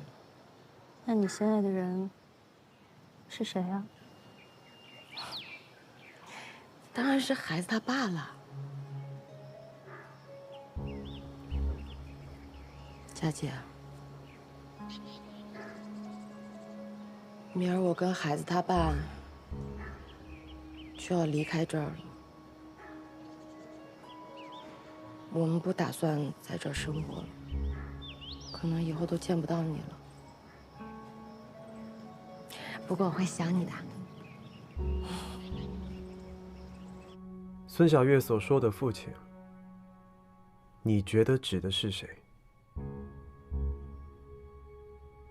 当然是郭长顺。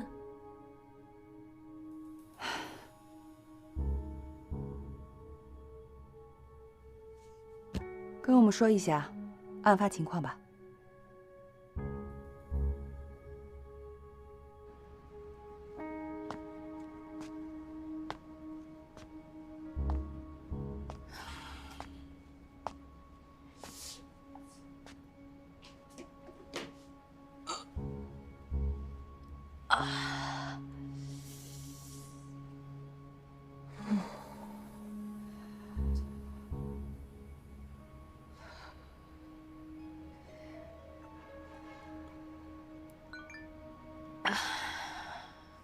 宝贝呀，妈妈真的好爱你啊。可是今天去医院检查，医生说你的胎心有点不对劲，妈妈好担心啊。是不是马上见到爸爸，有点激动啊？唉，别着急啊。从今天晚上开始，妈妈、爸爸，还有你，我们会去到另外一个城市，重新生活。我们一家人再也不会分开了，好吗？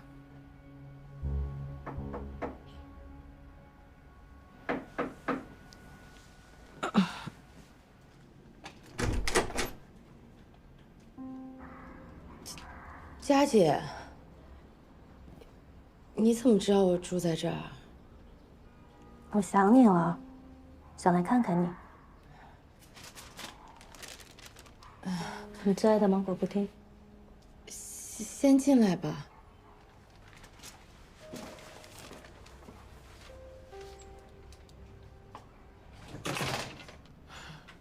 真好吃。佳姐，你怎么知道我爱吃芒果布丁啊？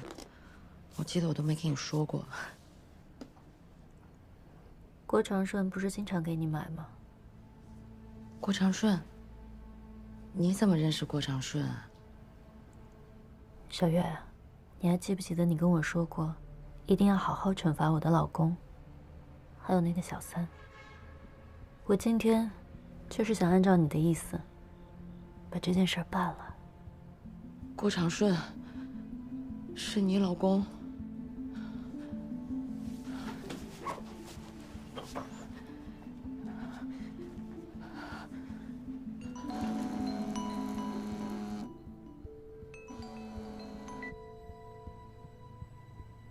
别打了，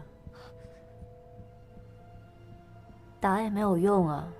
要是郭长顺知道了你肚子里是个死胎，他还会爱你吗？还会跟你远走高飞吗？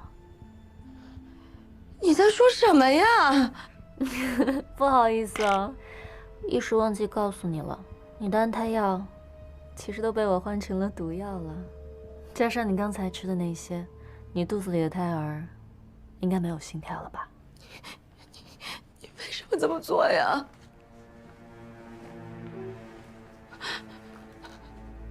你你作为一个妈妈，肚子里的孩子心率一直有问题，你感觉不到呀？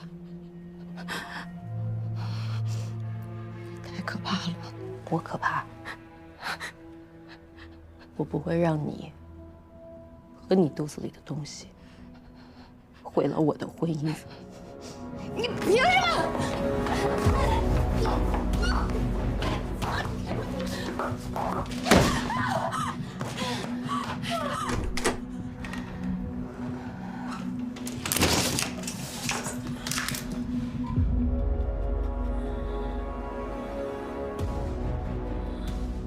你真的以为我会没有准备好就过来吗？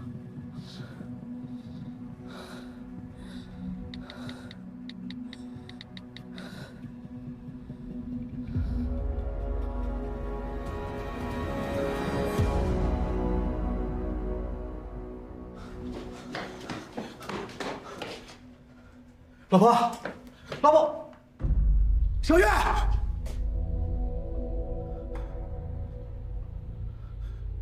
老婆，老婆，老婆，老婆，哎，好，怎么了？你问我怎么了？你就为了一个那样的女人，要抛弃我吗？你说什么呢你？今天我和他之间，你必须选一个。我选什么呀？我都糊涂了，你跑这儿干嘛来了你？走，我送你去医院。走，去医院。走，起来。我们已经回不了头了。什么意思呀？如果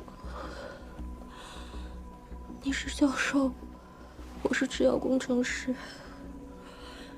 那个女人，她是个陪酒小姐，她就是个疯子。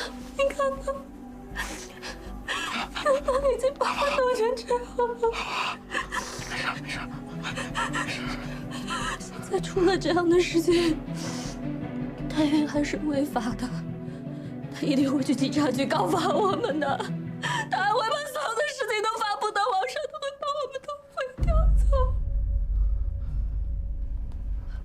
他肚子里的孩子没有了，没关系的，老公，我也可以生，我可以给你生一个属于我们两个人的宝宝。你不能让我毁了我们两个人的未来！不敢。我。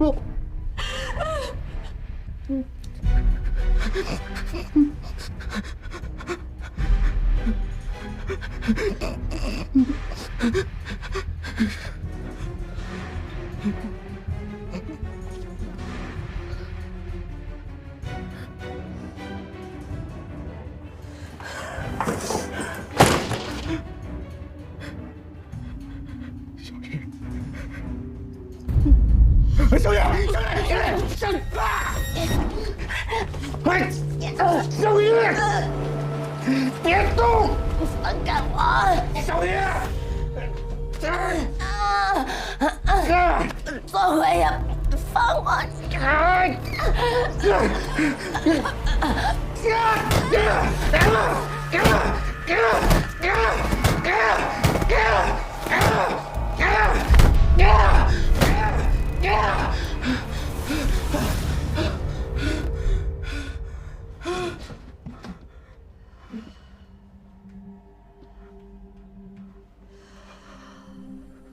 都结束了。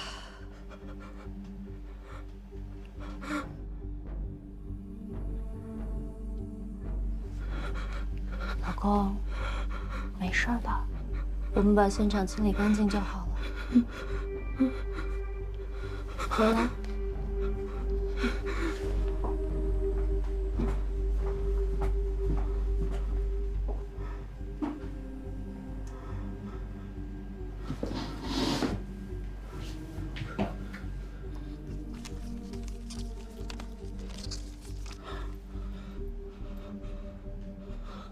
孙小月，我今天就要杀了你！今天就要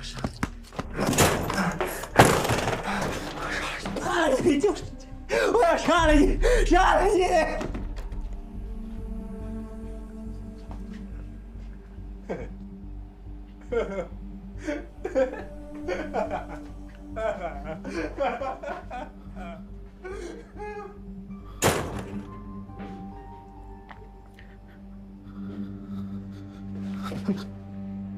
有人帮你顶罪，不好吗？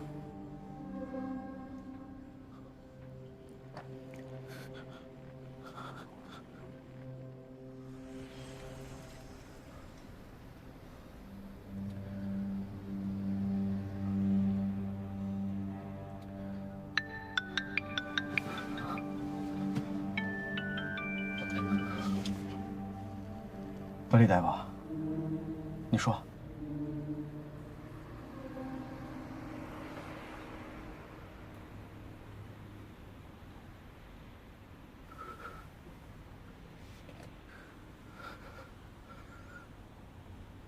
林家，你怀疑我出轨孙小月，你跟踪我接近她，有毒要毒死我们的孩子，是不是？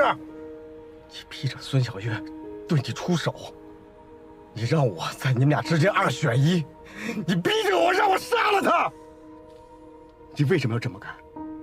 那是我的孩子。没错。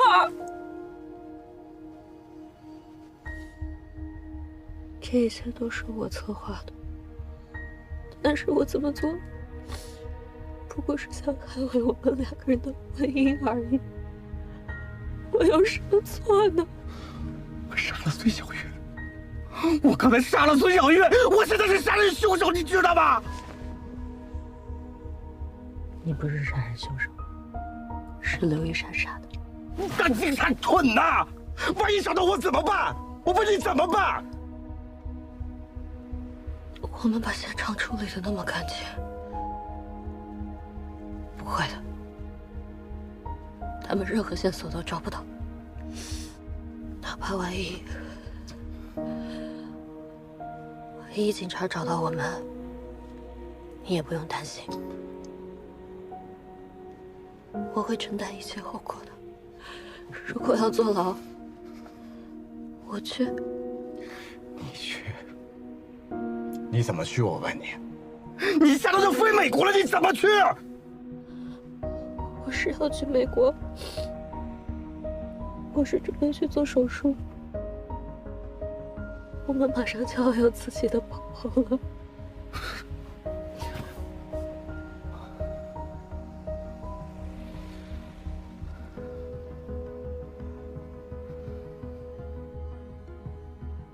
原来一切都是天意，全部都是因为代孕，全部都是因为那个代孕妈妈起了歪心思。我本来只是想跟郭长顺有一个自己的孩子，我只是希望我可以过1家3口的幸福生活。但是我没有想到，我的老公居然要为了他离开我，我不能允许这样的事情发生。林佳，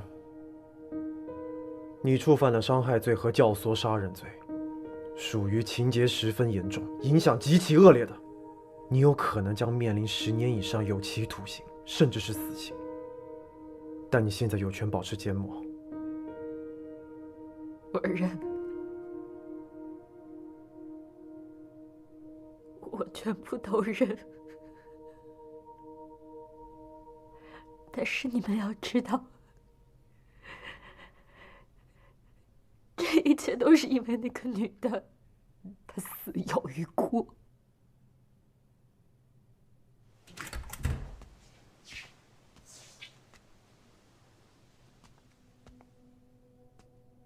林佳，我可以负责任地告诉你，是你误会了他们。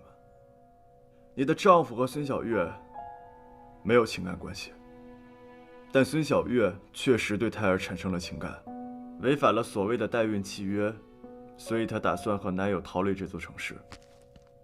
这些证据证词，足够证明我以上说的话。